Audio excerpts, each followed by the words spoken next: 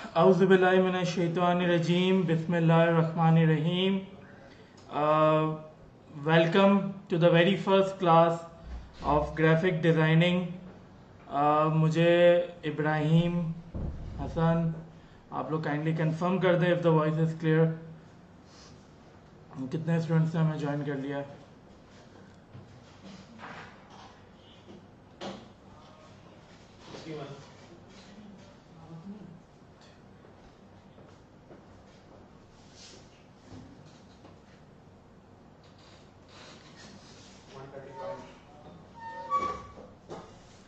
Okay, so today is the very first class of graphic designing. आप लोगों को कुछ चीज़ें समझानी है, आप लोगों को कुछ चीज़ें बतानी है. The kind of response you people have given to us in graphic designing is marvelous. पूरे पाकिस्तान में हमने एडमिशन ऑन किए थे और आज जब हम अपने एडमिशन को देखते हैं तो about more than 9,000 students has actually get their self engaged to this particular course.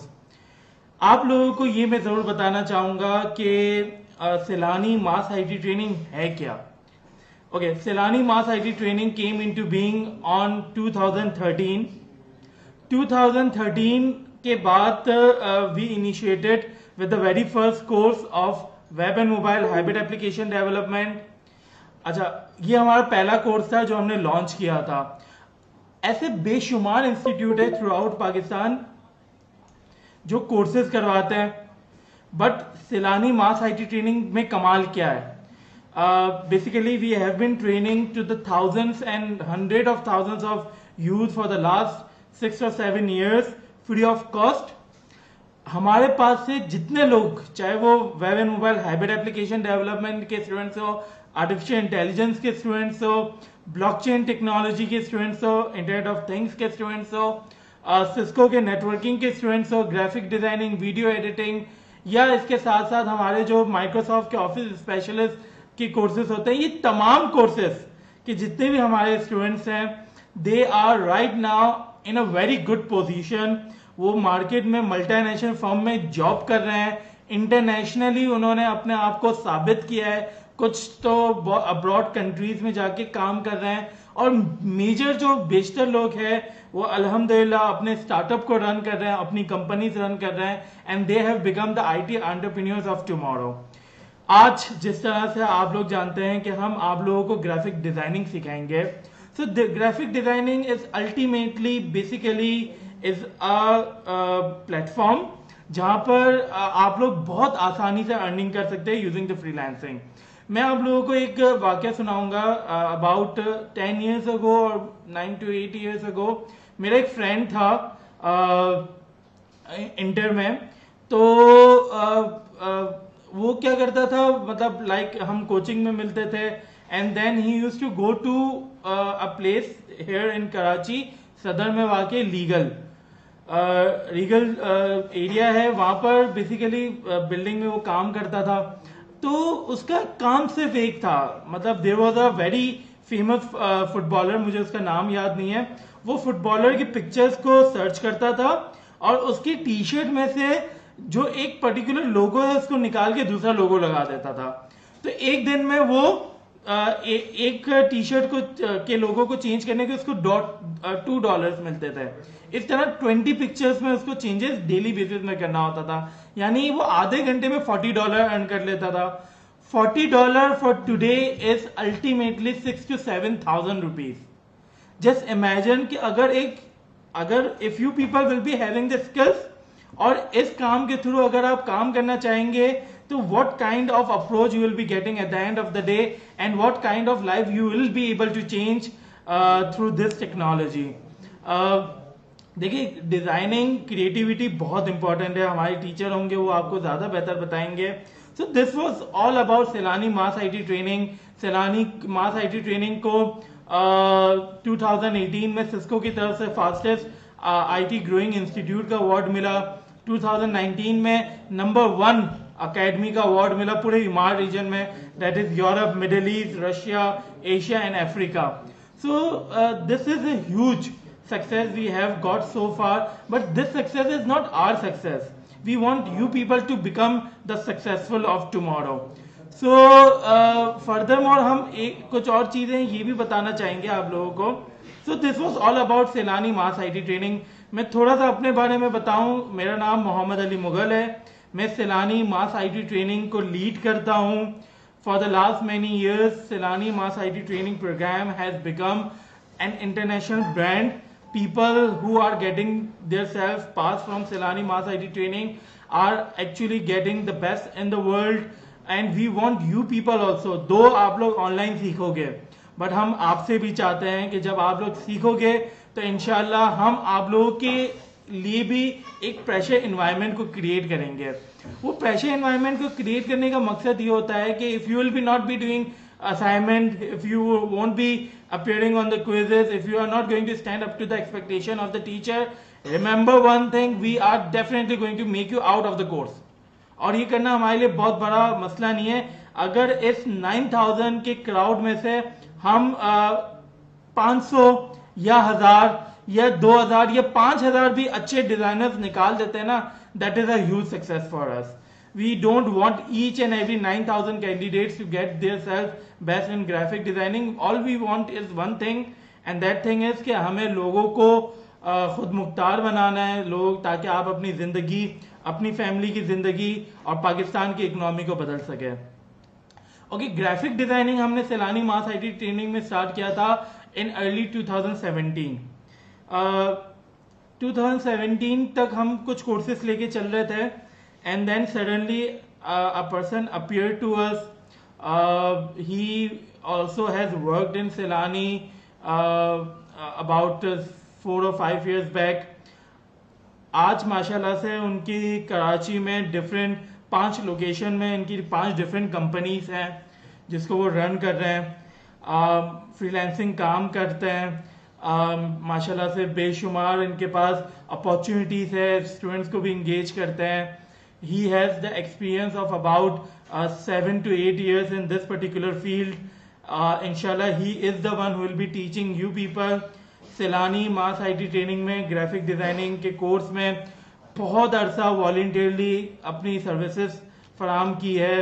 He did not charge a single penny to Selani, and today he is here to serve you people also. मैं sir Rahil Gulrez से चाहूँगा कि थोड़ा सा अपना introduction करें और ताकि फिर हम फर्दर टीचर्स की तरफ भी जाएं. अस्सलाम वालेकुम, कैसे हैं आप लोग सब? इसका जवाब तो आप लोग मैसेज पर ही देंगे, जो कि फ़िलहाल मुझे देखना मुश्किल है. लेकिन ये कि देखिए, आपने क्यों ग्राफिक डिज़ाइनिंग ज्वाइन किया, इस चीज़ को सोचना बहुत ज़रूरी है. एक तो ये कि अगर आपने सोचा कि लॉकडाउन चल रहा है, फारिग हैं, सेलानी भी फ्री क्लास दे रहा है, ज्वाइन कर लेते हैं, तो फ़ायदा नहीं है. लेकिन अगर आपने ये सोचा है कि हमें शौक़ है डिज़ाइनिंग करने का, तो फिर इंशाल्लाह ताला आप कुछ ना कुछ सीख कर निकलेंगे.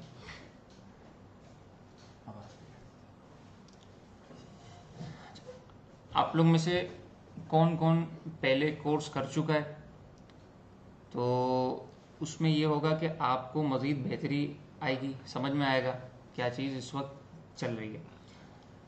दूसरे प्लेटफॉर्म्स के थ्रू जब कोर्स सीखा जाता है ना, तो उसमें उमूमी तौर पे टूल्स पर बात होती है.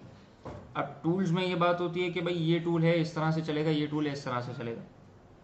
मेरी कोशिश ये होती है कि इस तरीके से डिलीवर किया जाए कि मैक्सिमम आपको ये बताया जाए कि मार्केट में क्या चल रहा है. स्टार्टिंग में टूल्स को लेकर चलेंगे, फिर कौन सा टूल मार्केट में किस पोजीशन पर काम कर रहा है और आपको मार्केट लेवल पर काम करने के लिए किस किस चीज़ की ज़रूरत पड़ती है. तो इंशाल्लाह ताला ये तमाम चीज़ें आपको बताई जाएंगी इस कोर्स के अंदर. इसके अलावा आपको किसी भी किस्म का सवाल हो तो आप फेसबुक के थ्रू, कमेंट्स के थ्रू पूछ सकते हैं. इंशाल्लाह ताला आपको जल्द जवाब मिल जाएगा ऐसे सवाल का कि जिसका जवाब देना उस वक्त पॉसिबल होगा. लेकिन अगर ऐसा कोई सवाल है कि जो आपने अगले सेशन के लिए अभी से सवाल कर लिया, तो उसको इग्नोर कर दिया जाएगा. इसके अलावा आपको मज़ीद जो हम मतलब बेहतर कोशिश है कि हम आपको बेहतर डिलीवर कर सकें.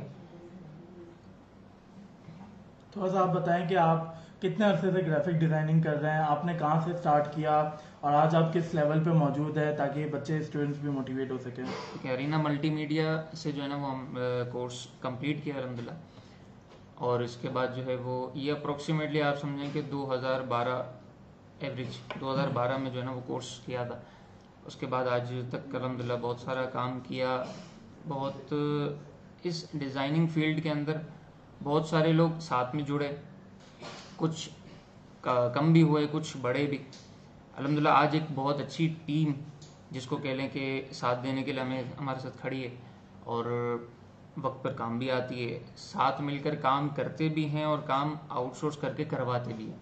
आप लोगों में से जितने अच्छे टैलेंटेड पास आउट होंगे, देखिए आप में से जो टैलेंटेड पास आउट होगा उसका पता यूं चलेगा कि आपकी तरफ से असाइनमेंट्स का ग्रुप पर पोस्ट होना। अगर आपकी तरफ से कोई भी ग्रुप के अंदर असाइनमेंट पोस्ट नहीं होता तो हमें पता ही नहीं चलेगा कि आप किस लेवल पर खड़े हैं। आपकी तरफ से ग्रुप के ऊपर पोस्ट होता है असाइनमेंट तो हमें ये पता चलेगा कि आप किस लेवल पर खड़े हैं।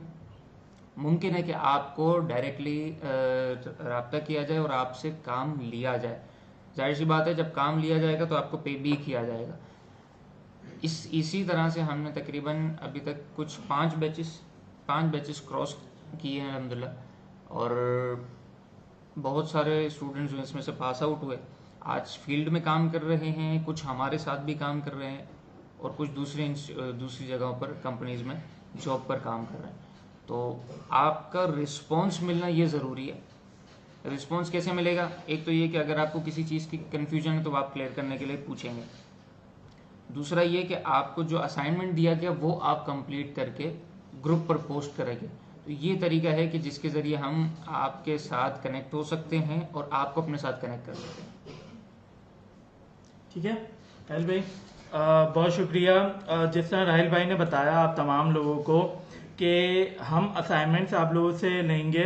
अच्छा, असाइनमेंट का तरीकाकार ये होगा कि हम आपको एक गूगल फॉर्म देंगे। उस गूगल फॉर्म में आपको अपना असाइनमेंट को सबमिट करना है और उसके बिहाफ में आप लोगों की मार्किंग भी होती रहेगी। अच्छा, मार्किंग के हवाले से कुछ और चीज़ें आप लोगों को ये भी बता दें कि if you people are going to stand to the criteria of the clarification then only you will be able to get the certification at the end of the day. हम आप लोगों को सर्टिफिकेशन भी देंगे, इसका आप लोगों को ख्याल करना है। So you have to be very much careful in terms of assignment. If there is any question पूछ लें, फिर टीचर्स मजीद भी हैं उनका भी हम इंट्रोडक्शन कर लें।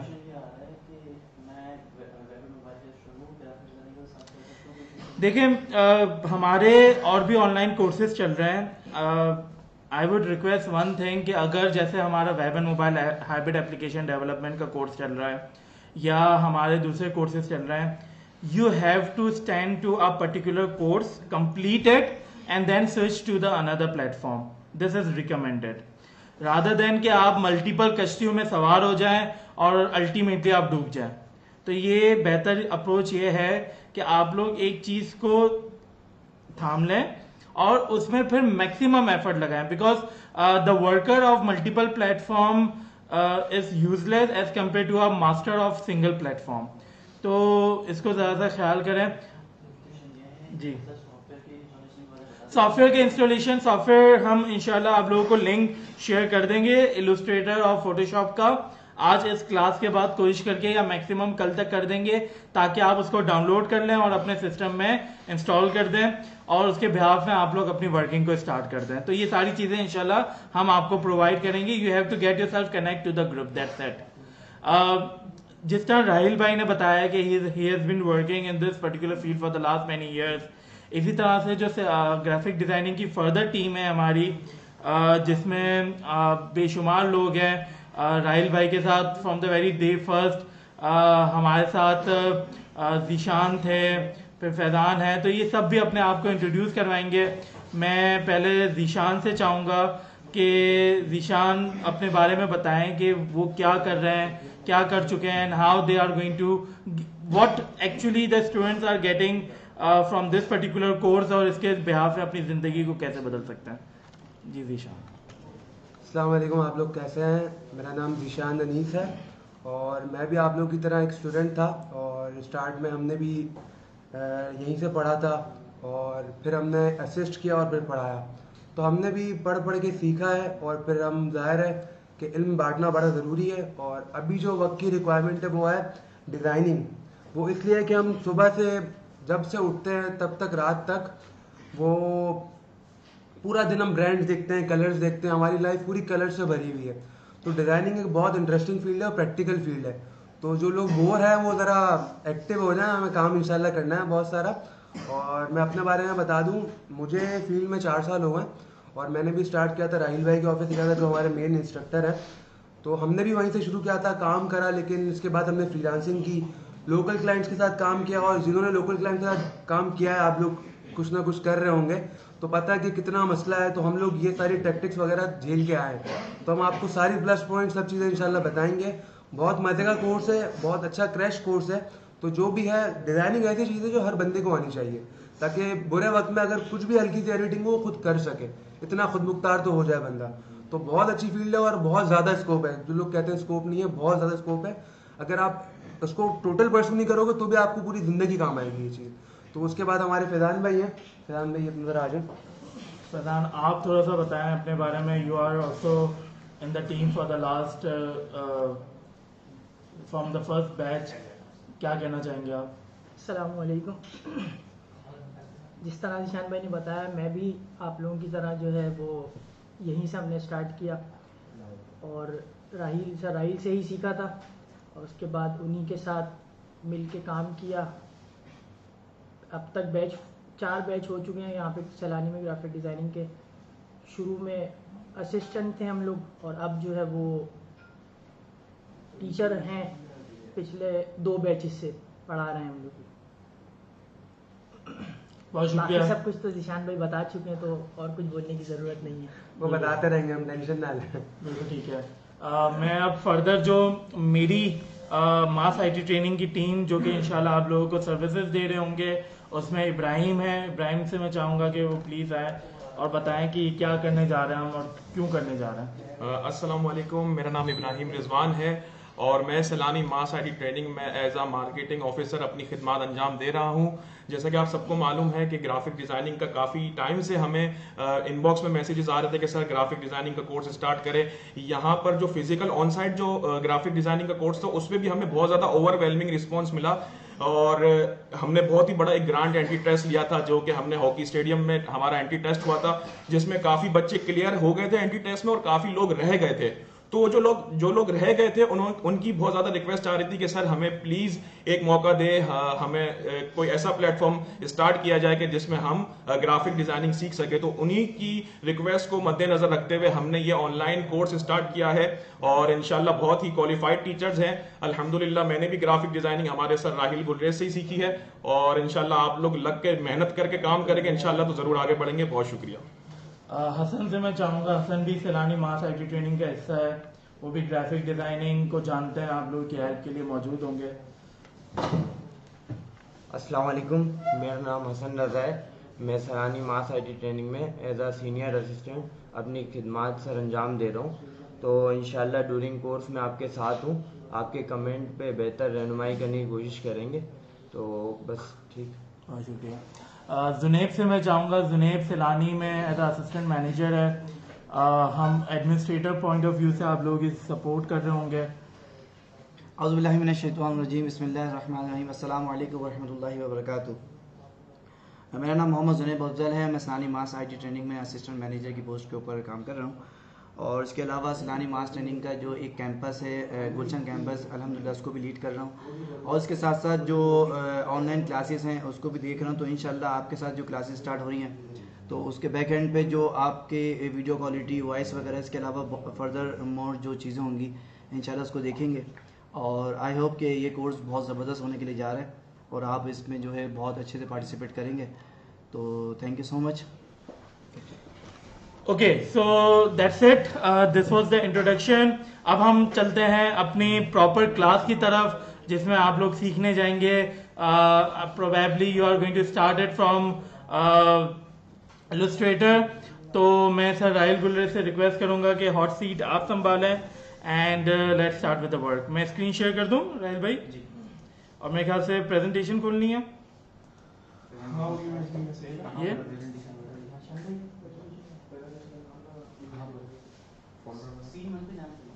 जीटी में हाँ जी, चले इलस्ट्रेटर क्लास 1 उसके अंदर PPT।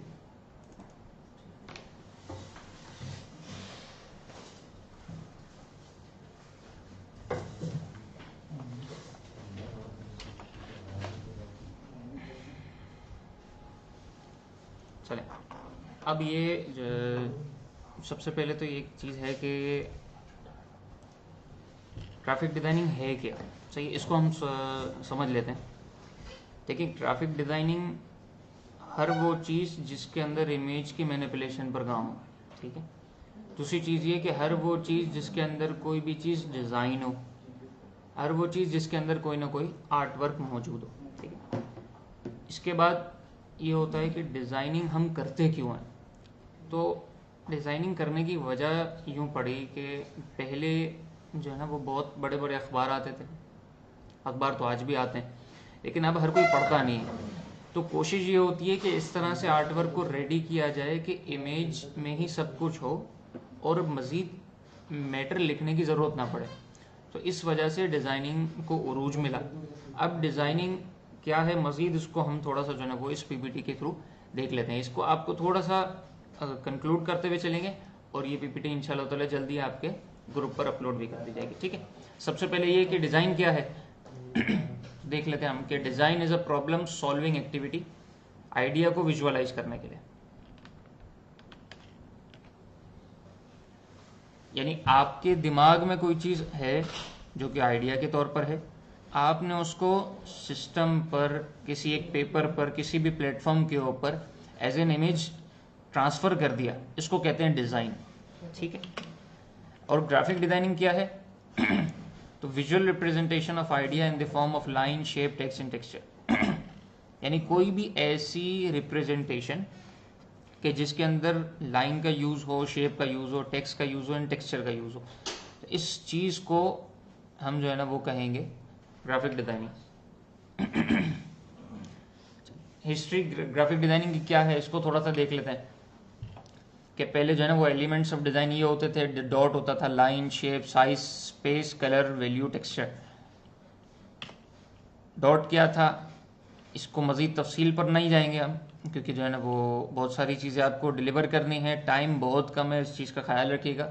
कोशिश कीजिएगा कि अपनी स्क्रीन से बिल्कुल भी थोड़ी देर के लिए भी ना हटे, क्योंकि वजह यह है कि हमारे पास टाइम स्लॉट बहुत कम है और आपको चीज़ें बहुत सारी बतानी है। तो इंशाल्लाह ताला जल्दी आपको बहुत सारी चीज़ें बताने में कामयाब हो जाएंगे। ये तमाम चीज़ें इंशाल्लाह ताला जल्दी आपको ये PPT जो है वो आपके ग्रुप पर डाल दी जाएगी और उसके बाद आप ये तमाम चीज़ें देख लीजिएगा। प्रिंसिपल्स क्या हैं, ये सारी चीज़ें भी आपको इंशाल्लाह ताला बता दी जाएंगी। टारगेट ऑडियंस क्या है, टारगेट ऑडियंस समझना बेसिकली बिल्कुल ज़रूरी है। उसकी वजह यह है कि आप अगर किसी के लिए भी काम कर रहे हैं तो काम आप किस लेवल का, किस लोगों के लिए और किस नौइयत का करना चाह रहे हैं। तो आपने ये तमाम चीज़ें देखनी होंगी कि एज फैक्टर क्या है आपकी उस काम का, दूसरा फाइनेंशियल क्लास क्या है उसका, तीसरा इकोनॉमिक क्लास क्या है और चौथा उसकी एजुकेशन क्या है। अब मिसाल है, आप जो है वो कोई, हम सपोज करते हैं कि आप जो है ना वो कह रहे हैं कि यार मैं किसी भी काम की एडवर्टाइजमेंट वाया पोल बैनर करना चाह रहा हूँ। अब पोल बैनर आप लगाना चाह रहे हैं डिफेंस के एरिया में और आप कहो कि वहाँ उर्दू लिख कर लगाएं तो वहाँ मज़ा नहीं आएगा, या पोल बैनर आप लगाना चाह रहे हैं थोड़े से जो है ना वो गरीब इलाके में और आप कह रहे हैं कि वहाँ हम इंग्लिश लिख कर लगाएं तो वहाँ मज़ा नहीं आएगा।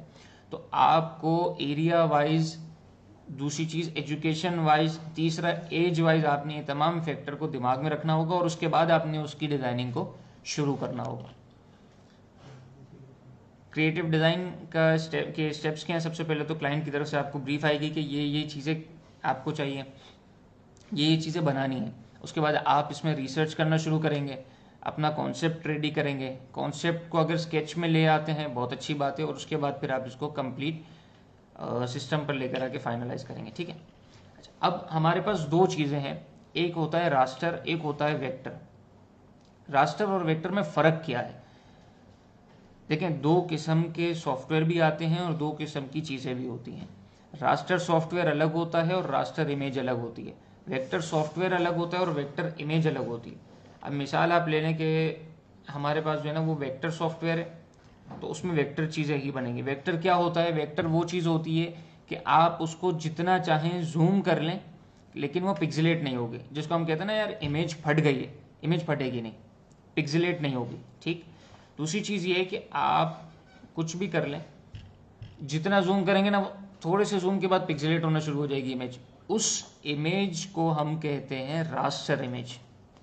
फर्क समझ आया? रास्टर वो होता है कि जिसको जूम करने के बाद वो पिक्सेलेट होना शुरू हो जाए, और वेक्टर वो होता है कि जिसको जूम करने के बाद वो पिक्सेलेट नहीं हो।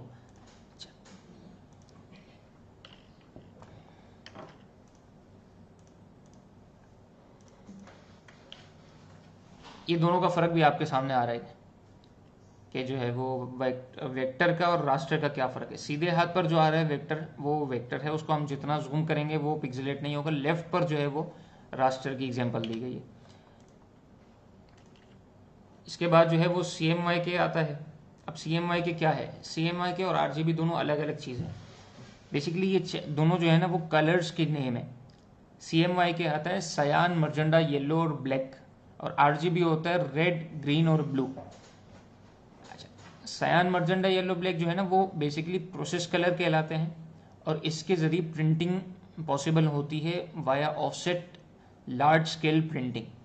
और RGB जो है वो वेब के लिए यूज़ होता है, कोई सोशल मीडिया डिज़ाइन है उसके लिए यूज़ होता है। यानी with in the monitor, with in the system या विद इन द LCD आपको कोई चीज़ रखनी है तो आप RGB में डिज़ाइन करेंगे, और अगर आप चाह रहे हैं कि आपने उस चीज़ का प्रिंट आउट निकालना है तो आप उसके लिए CMYK के फॉर्मेट को यूज़ करेंगे। ठीक है। गुड डिज़ाइन क्या है कि वो अच्छा एक मैसेज दे, कॉन्सेप्ट भी हो, आइडिया भी हो, उसमें बहुत ज़्यादा फॉन्ट ना इस्तेमाल हो, टेक्स्ट जो है वो पढ़ने में आए, नेगेटिव स्पेस का भी यूज़ हो, और कलर्स जो है ना वो बहुत ज़्यादा, जिसको हम ये कह लें कि गोला गंडा ना हो, बहुत सारे कलर्स उसमें इस्तेमाल ना हो, कम हो, प्रिसाइज हो, सिंपल डिज़ाइन हो, वो बेहतरीन डिज़ाइन होता है, गुड डिज़ाइन होता है।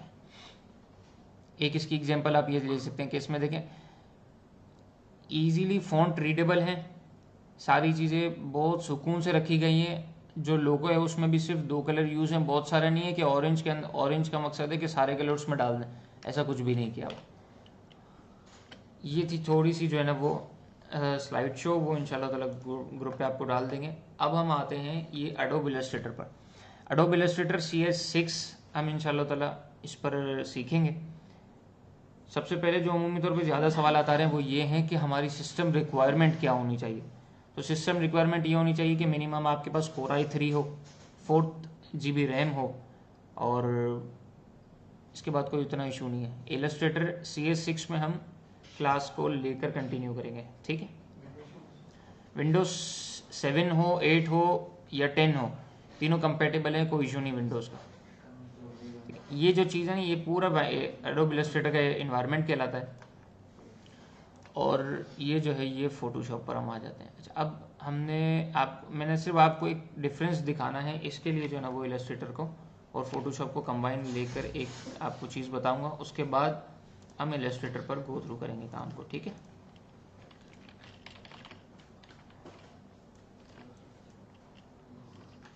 रास्टर और वेक्टर की हमने बात की थी, तो उस पर ये आपको दिखाना मकसद है कि ये हमने जितना भी जूम किया है इसमें देखें बिल्कुल क्लियर एजेस हैं, कोई पिक्सेलेट नहीं हो रही। लेकिन अब अगर हम जाते हैं फोटोशॉप पर, तो फोटोशॉप में क्या है इसको देख लेते हैं।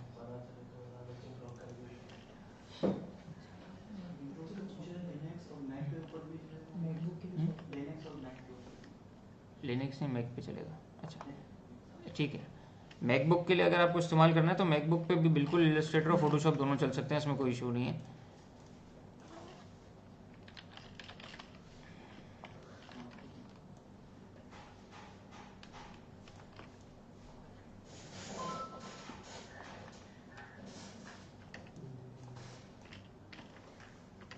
अच्छा, एक चीज़ नोट कीजिएगा कि इधर पिक्सेलेट होना शुरू हो गया, ये हम फोटोशॉप के इन्वायरमेंट में मौजूद है, और ये टेक्स्ट जो है ना पिक्सेलेट होना शुरू हो गया। यहाँ पर आप देख सकेंगे कि हमने इस वक्त इसको सिर्फ 421.99% जूम किया हुआ है।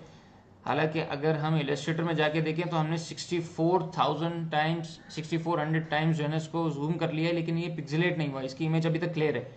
तो इलस्ट्रेटर जो है वो वेक्टर सॉफ्टवेयर है, इसीलिए कि हम उसको जितना भी जूम करेंगे वो ख़राब नहीं होगा, पिक्सेलेट नहीं होगा। और फोटोशॉप जो है वो रास्टर सॉफ्टवेयर है, हम इसको थोड़ा सा जूम करने पे ये हालत इसकी हो गई, बहुत ज़्यादा जूम करेंगे तो क्या होगा, ठीक है। अच्छा, ये था इतना सा फोटोशॉप का तस्करा। अब हम जो है ना वो इलस्ट्रेटर पर आ जाते हैं। इलस्ट्रेटर पे बेसिकली ये पूरा इलस्ट्रेटर का, एडोब इलस्ट्रेटर का एनवायरनमेंट है। लेफ्ट पे जो है ये सारा टूल बार है, राइट पे कमांड पैनल्स हैं, टॉप पे मेन्यू बार है। ये बेसिकली अब यहाँ से ना फाइल से जाके हम इसको न्यू करेंगे तो ये डायलॉग बॉक्स हमारे पास न्यू डॉक्यूमेंट का खुल कर आ जाएगा। हम चाहें तो अपना रेफरेंस के लिए जो है वो क्लास 01 नेम रख लेते हैं। प्रोफाइल आपने कौन सी सिलेक्ट करनी है, प्रिंट के लिए करनी है, वेब के लिए करनी है, वीडियो के लिए कोई करनी है, ये तमाम चीज़ें आप इसमें से सिलेक्ट कर सकते हैं। इसके बाद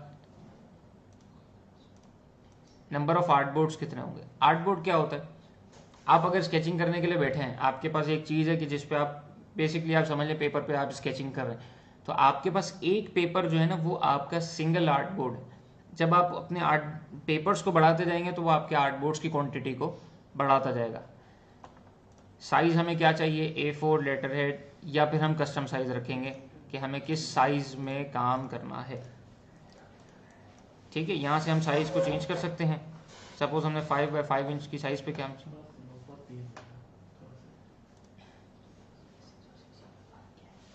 ठीक है।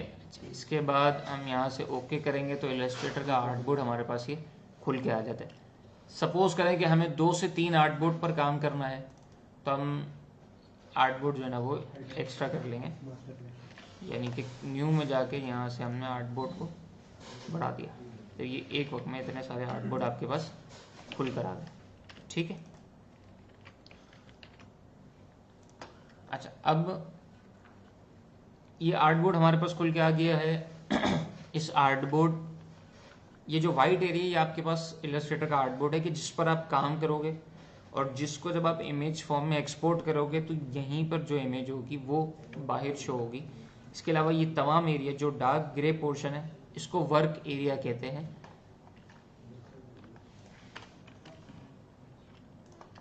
देखें, सबसे पहले हमने जो है ना वो आर्टबोर्ड और दूसरा जो है ना वो हमने वर्क एरिया को देखा, ठीक है। वर्क एरिया क्या है, जितना ये डार्क ग्रे पोर्शन है ये वर्क एरिया है और ये आर्टबोर्ड जो है ये वाइट वाला एरिया हो गया। इसके अलावा हम क्या देख चुके हैं, हम देख चुके हैं टूल बार, हम देख चुके हैं कमांड पैनल, हम देख चुके हैं मेन्यू बार, ठीक है। लेफ्ट साइड पे जितना भी है ये टूल बार है, राइट साइड पर जितना भी है ये कमांड पैनल है और टॉप पर जितना भी है ये मेन्यू बार है। इलस्ट्रेटर को कई टूल बार्स के सेक्शंस में डिवाइड किया गया है। अब कुछ ऐसे टूल्स हैं कि जो फौरन काम के लिए आ जाते हैं, कुछ ऐसे हैं कि जो वक्त के बाद हमें ज़रूरत पड़ते हैं। अब हम कुछ टूल्स को लेकर चलना शुरू करते हैं। जिस टूल पर आप कर्सर लेकर जाएंगे तो ये टूल का नेम और उसकी शॉर्टकट की साथ में बता देगा।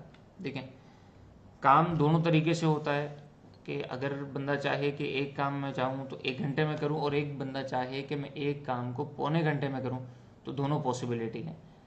कौन ऐसा है कि जो चाहेगा कि मैं अपने काम को लेंथी करूँ, 1 घंटे तक करूँ? ऐसा मुझे तो नहीं लगता कि कोई है, लेकिन अगर कोई है तो बहुत फिर उसका अपना मैटर है।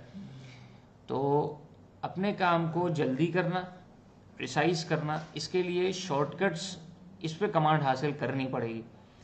सपोज करते हैं हम एक ये टूल है सिलेक्शन टूल, इसका शॉर्टकट जो है ना वो V है। ये डायरेक्ट सिलेक्शन टूल है, इसकी शॉर्टकट जो है ना वो A है। ये पेन टूल आता है, इसकी शॉर्टकट जो है वो P है। टाइप टूल जो है वो इसकी सिलेक्शन जो है ना वो T है। सबसे स्लो कर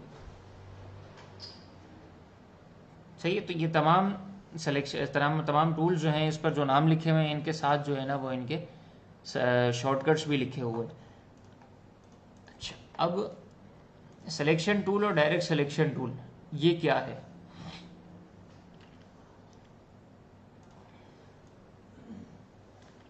सपोज करेंगे पूरा ऑब्जेक्ट हमारे पास मौजूद है। सिलेक्शन टूल जो है वो पूरे ऑब्जेक्ट को यहाँ से वहाँ मूव करने के लिए काम आता है, ठीक है। और डायरेक्ट सिलेक्शन टूल जो है वो एक पॉइंट को मूव करने के लिए काम आता है, ठीक है।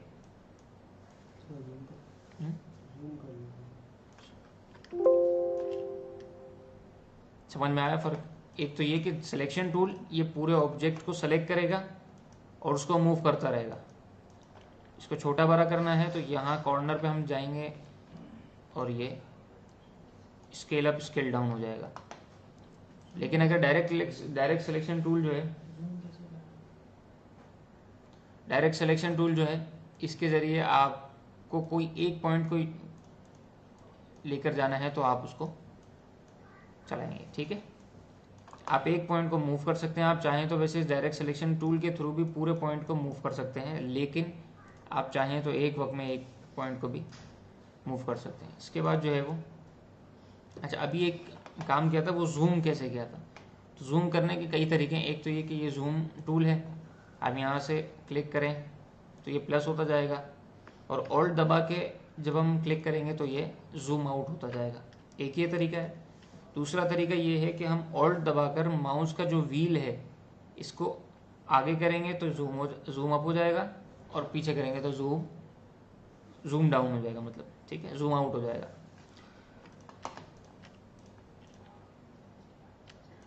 इसके अलावा ये सिलेक्शन टूल और डायरेक्ट सिलेक्शन टूल का फ़र्क था। अब आप चाह रहे हैं कि हमने कोई एक आर्ट वर्क बनाना है तो इसमें आपको सिलेक्शन टूल और डायरेक्ट सिलेक्शन टूल दोनों की ज़रूरत पड़ेगी। सपोज करते हैं हमने एक शेप बनाया, अब दूसरा शेप बनाना है लेकिन उसका सेम नहीं चाहिए, तो उसको डिफरेंस करना है, कैसे करेंगे? हम उसको सिलेक्शन टूल से थोड़ा सा डायरेक्ट सिलेक्शन टूल से इसके सिंगल पॉइंट को पकड़ के इससे डिफ्रेंशिएट कर देंगे, ठीक है। किसी भी ऑब्जेक्ट को मूव करना है, अगर हम शिफ्ट दबा के करेंगे तो वो उसी लाइन में शिफ्ट मूव होगा, ठीक है, सेम होगा। या तो टॉप बॉटम पे ले लें या इसमें राइट लेफ्ट ले लें, या तो फिर अगर आप डायगनली लेंगे तो ये प्रोपोर्शनली मूव होगा, ठीक है। लेकिन अगर आप शिफ्ट दबाकर नहीं करते हैं तो अब आप जहां चाहें इसको इजीली मूव कर सकते हैं। ये छोटी छोटी तमाम चीज़ें आप नोट करते जाइएगा क्योंकि इस चीज़ की आपको काफ़ी ज़रूरत पड़ेगी, इस तरह से कि जब आपको जूम करना हो तो आपको इजी क्या है, अब आप बार बार अगर इसको करते रहोगे तो फिर तो आपका टाइम निकल जाएगा। इसके लिए बेहतर है कि ऑल्ट और माउस कर्सर व्हील जो है उसको हम यूज़ करते हैं। फिर इसके बाद आपने जो है वो दूसरा जो भी आपको बताया मैंने, अब आपको ये आर्ट बोर्ड है ना, मिसाल है आपने जूम किया यहाँ तक आ गया, आपको ये चीज़ चाहिए तो एक तो ये कि ये हैंड टूल के जरिए क्लिक करें और उसको क्लिक एंड ड्रैग कर सकते हैं। दूसरा ये कर सकते हैं कि आप स्पेस बार को दबाएंगे तो हैंड टूल आपके पास पार्शियली एक्टिव हो जाएगा, इसको क्लिक एंड ड्रैग करें और इसके बाद इसको आप छोड़ देंगे तो दोबारा आपके पुराने टूल के ऊपर आ जाएगा। अब ज़रूरी नहीं है कि आपके पास यही टूल हो, आप अगर किसी और टूल पर काम कर रहे हैं स्पेस बार दबाएंगे तो वो एक्टिव हो जाएगा और स्पेस बार छोड़ने पर वो छोड़ देगा।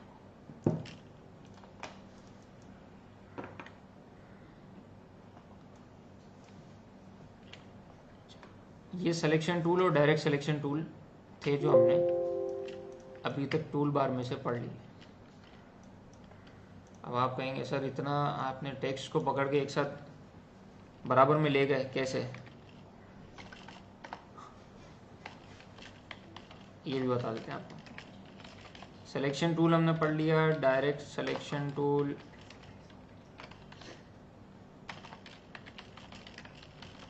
ये हमने देख लिया, हमने हैंड टूल देख लिया, इसके बाद हमने जूम टूल को देख लिया,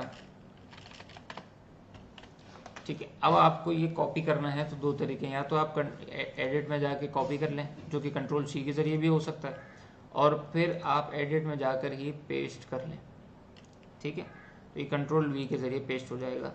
लेकिन अगर आप चाह रहे हैं कि इसकी भी शॉर्टकट की बता दी जाए तो वो आसान है, वो ये कि जब आप किसी भी चीज़ पर, किसी भी ऑब्जेक्ट पर जाएंगे तो आपने उधर जाकर ऑल्ट प्रेस करना है। ऑल्ट प्रेस करने पर आपका माउस का कर्सर डबल दे देगा। इसका मकसद है कि वो अब कॉपी फॉर्म में आ चुका है।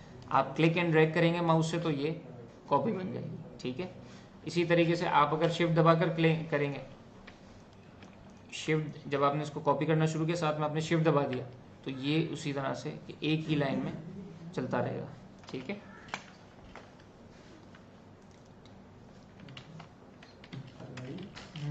टूल्स नजर नहीं आ रहे स्टूडेंट्स को, मैग्नीफायर खोल के टूल्स की तरफ ले जाके थोड़ा सा टूल्स का खोल लीजिए। चलें, फरमाइश आई है कि टूल्स नज़र नहीं आ रहे, तो देख लेते हैं टूल्स को भी। ये लेफ्ट साइड पे टूल बार है हमारा, ठीक है। ये सारे टूल्स हैं। जब आप इलस्ट्रेटर में जाएंगे अपने, तो इंशाल्लाह ताला ये तमाम चीज़ें आपको नज़र आ जाएंगी। ये टूल बार है हमारा, ये टॉप पे जितना भी है ये मेन्यू बार है हमारा। और अब हम राइट साइड पे चलते हैं, थोड़ा सा कमांड पैनल को भी देख लेते हैं। तो ये सारा हमारा जो है वो राइट साइड पर, ये हमारा कमांड पैनल है, ठीक है।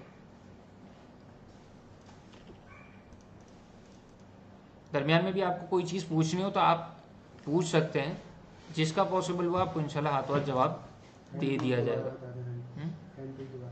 हैंड टूल दोबारा बता दें। हैंड टूल बेसिकली देखें यहाँ पर है, टूल बार के अंदर आपने सिंगल क्लिक करना है तो आपका टूल, ये हैंड टूल एक्टिव हो जाएगा। अब आप इसको क्लिक एंड ड्रैग करते रहें तो आपके आर्टबोर्ड को या फिर आपके ऑब्जेक्ट के गिर्द आपको घुमाता रहेगा। एक चीज़ ये होगी। दूसरी चीज़ ये है कि अगर आप किसी और टूल पर मौजूद हैं और आप चाह रहे हैं कि मैंने जो है ना वो ये काम कर रहा हूँ, लेकिन अब ये थोड़ा सा मुझे तंग कर रही है, पीछे चला गया, तो अब मैं क्या करूँगा, अब मैं ये करूँगा कि स्पेस बार को दबाकर क्लिक एंड ड्रैग करूँगा, तो ये मेरे पास थोड़ी देर के लिए हैंड टूल एक्टिव हो जाएगा। और मैं जब स्पेस बार को छोड़ दूंगा तो ये हमारे पास दोबारा वही टूल एक्टिव हो जाएगा कि जो लास्ट मैंने, जिस पे लास्ट में काम कर रहा है, ठीक है। और कोई क्वेश्चन नहीं? काफी लोगों के लिए नहीं है कि अपना वेक्टर और रास्टर कहाँ कहाँ यूज होता है, सॉफ्टवेयर कहाँ तक, कौन एक बेसिक सवाल वो हम बताने वाले थे वैसे बाद में कि किसका यूज़ कहाँ पर वेक्टर का है। यूज कहाँ पर है, रास्टर का यूज कहाँ पर है। अच्छा, ये सवाल भी आया कि वेक्टर और रास्टर में का टूल का यूज़ कहाँ पर होगा। देखें, अब मिसाल एक आप ये चीज़ लें कि आपने किसी कंपनी का लोगो डिज़ाइन किया, तो यहाँ पर आप रास्टर सॉफ्टवेयर में नहीं कर सकते। इसकी वजह ये कि लोगो जो भी कंपनी डिज़ाइन करवाती है वो लोगों को अपनी टी शर्ट पर भी यूज़ करेगी, और जब वो अपने 60 फुट बाय 100 फुट का बिलबोर्ड या हैंड होर्डिंग लगाएगी तो उस पर भी यूज़ करेगी। तो लोगो हमें छोटा भी यूज़ करना पड़ेगा और बड़ा भी यूज़ करना पड़ेगा। इस वजह से हमें लोगो को वेक्टर सॉफ्टवेयर यानी कि इलस्ट्रेटर में काम कर कर दिखाना पड़ेगा।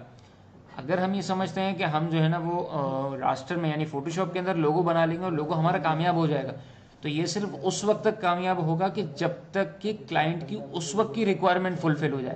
भाई क्लाइंट को बनाना है टी शर्ट, क्लाइंट ने टी शर्ट बनाना है तो लोगो उसने जो डिज़ाइन कराना है वो टी शर्ट के लिए बनाना है। किसी ने भी फोटोशॉप के अंदर अगर बना दिया तो काम हो जाएगा, लेकिन नुकसान ये रहेगा कि कल क्लाइंट आपको कहता है भाई मुझे होर्डिंग भी बनानी है, या मुझे लेटरेट बनाना है, या मुझे ब्रोशर बनाना है, या मैंने पोल बोर्ड बनाना है, तो उस सूरत में आपको लोगों को दोबारा रीडिज़ाइन करना पड़ेगा।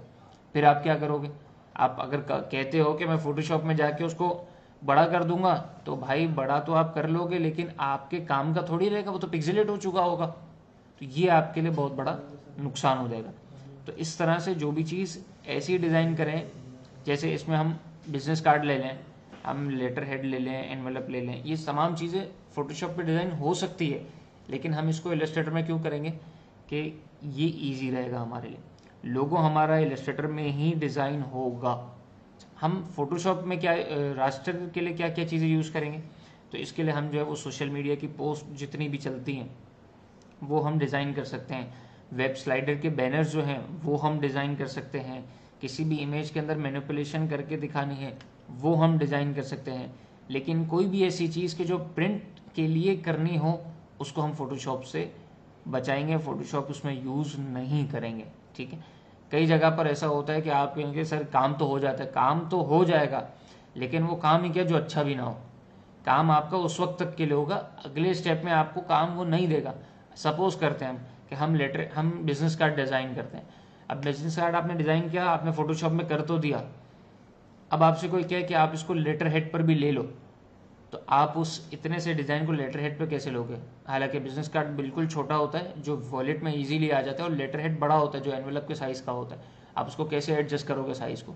आप नहीं कर सकते। क्यों? क्योंकि आपकी जितनी इमेज है, जितना टेक्स्ट उसमें लिखा हुआ है, जो लोगो यूज़ किया हुआ है, जो एड्रेस का आपने लोकेशन का आइकन यूज़ किया हुआ है, वो तमाम चीज़ें जो हैं वो पिक्सेलेट हो जाएंगी और लेटर हेड में हमारे पास किसी काम की नहीं रहेंगी।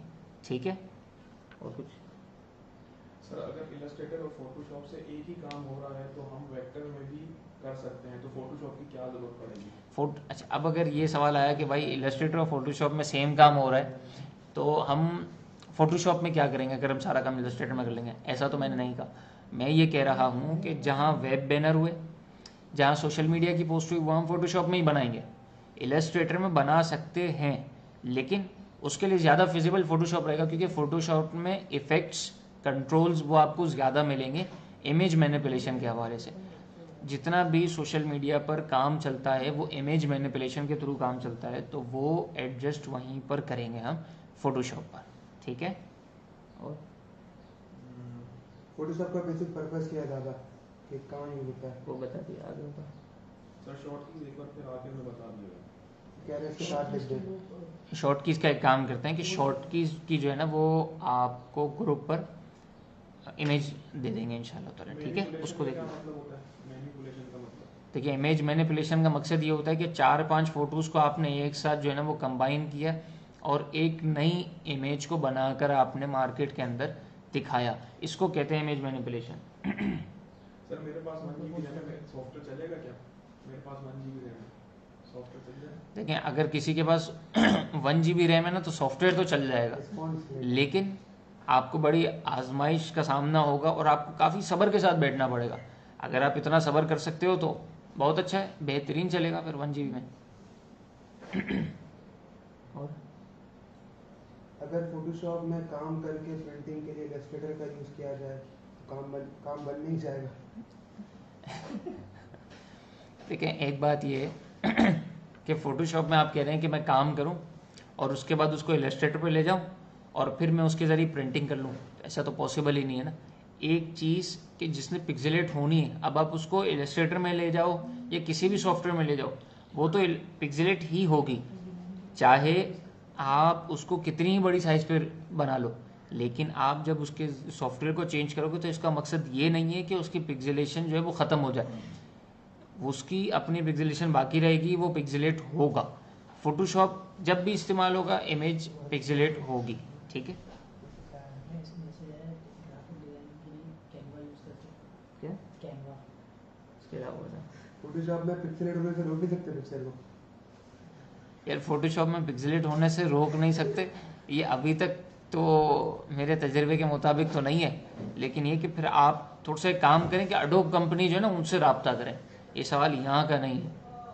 ठीक है, क्योंकि हम कोर जो सॉफ्टवेयर होता है उसको सिखाने के लिए बता सकते हैं, लेकिन उस सॉफ्टवेयर में अमेंडमेंट जो है ना वो फिर आप डायरेक्ट कंपनी से रब्ता कर लें, इंशाल्लाह हो सकता है कि शायद आपकी बात सुन ली जाए।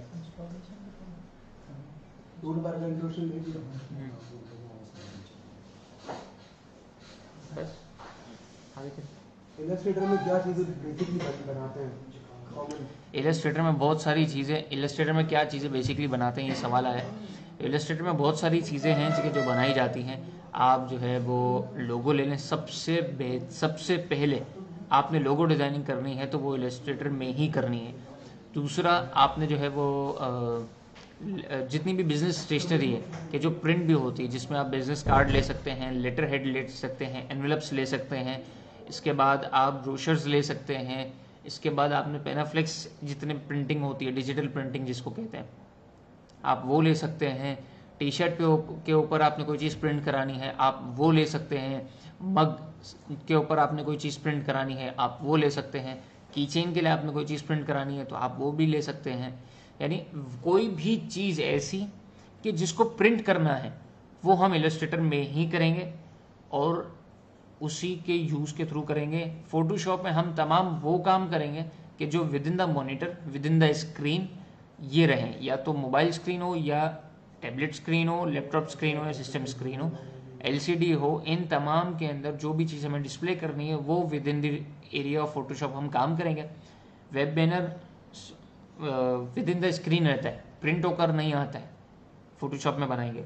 सोशल मीडिया की पोस्टें, फेसबुक की जितनी भी पोस्टें चलती हैं, इंस्टाग्राम की जितनी भी पोस्टें चलती हैं, वो तमाम चीज़ें विद इन द स्क्रीन रहती हैं, प्रिंट होकर नहीं आती हैं, उसको हम फोटोशॉप में बनाएंगे। इस तरीके की तमाम चीज़ें जो है वो हम फोटोशॉप में बनाएंगे, और जितनी चीज़ें प्रिंट होनी है वो तमाम चीज़ें हम इलस्ट्रेटर में बनाएंगे। दैट्स इट, ठीक है। अब आपके पास कोई भी क्लाइंट आता है, वो कहता है भाई ये चीज़ बनानी है, आप खुद सोचेंगे कि आया उसने प्रिंट कराना है या नहीं। अगर वो कहता है कि प्रिंट कराना है तो फिर आपने उसके लिए इलस्ट्रेटर को यूज़ करना पड़ेगा, और अगर वो कहता है कि मैंने सोशल मीडिया के लिए या वेब के लिए बनाना है तो फिर आपने फोटोशॉप का यूज़ करना पड़ेगा।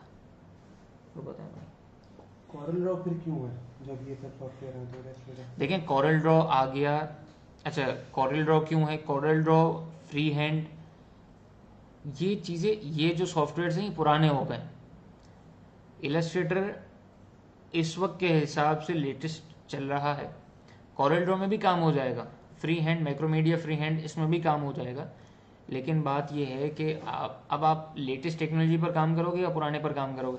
अगर आपसे ये कहा जाए कि आप जो है ना वो पेंटियम 3 पर काम कर लो, तो क्या आप करोगे? आप तो नहीं करोगे, आप कहोगे मुझे कोर i3 चाहिए। तो फिर इसी तरह से जो भी सॉफ्टवेयर, जो भी चीज़ यूज़ की जाती है, कोशिश की जाती है टेक्नोलॉजी की लाइन में जो भी चीज़ यूज़ की जाएगी, कोशिश की जाएगी कि वो लेटेस्ट हो, ताकि उसकी अपडेट्स हमारे पास आती रहें। दूसरी चीज़ के मार्केट के लेवल पर आप खड़े हो सको, मार्केट के साथ आप चल सको। अगर आप फ्री हैंड पर काम करते हो तो कितना अर्सा आप काम कर लोगे? पाकिस्तान में देखा जाए तो मैक्सिमम में एक आइडिया है 2 साल 3 साल, बस। इसके बाद फ्री हैंड बज़ाहिर नज़र नहीं आता, क्योंकि जो पहले फ्री हैंड यूज़ करते थे वो आज इलस्ट्रेटर पर आ चुके हैं। तो आगे जब चेंज होगा दौर तो क्या करोगे? आप तो फिर पीछे रह जाओगे। तो आप लोगों की आसानी और बेहतरी के लिए आपको इलस्ट्रेटर और फोटोशॉप सिखा रहे हैं इंशाल्लाह। प्रैक्टिकल बता देंगे, सिलेक्शन और डायरेक्ट सिलेक्शन नहीं तो दोबारा। प्रैक्टिकल आपको सिलेक्शन और डायरेक्ट सिलेक्शन टूल का दोबारा बता देते हैं। देखिए, मिसाल है, मैंने कोई भी ऑब्जेक्ट ड्रॉ किया, ठीक है। अब ये है मेरे पास सिलेक्शन टूल। सिलेक्शन टूल के थ्रू क्या होगा कि मैंने पूरे ऑब्जेक्ट पर कहीं भी क्लिक किया, पूरा ऑब्जेक्ट सेलेक्ट हो गया और मैंने उसको मूव कर दिया, सही।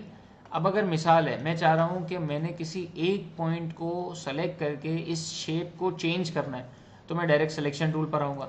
डायरेक्ट सिलेक्शन टूल के थ्रू मैं कोई भी एक कॉर्नर को, किसी भी एक पॉइंट को सेलेक्ट करेंगे, और सेलेक्ट करने के बाद उसके चेंज को, उसके डिज़ाइन को चेंज कर देंगे। यूँ करके इस डायरेक्ट सिलेक्शन टूल यूज़ होता है।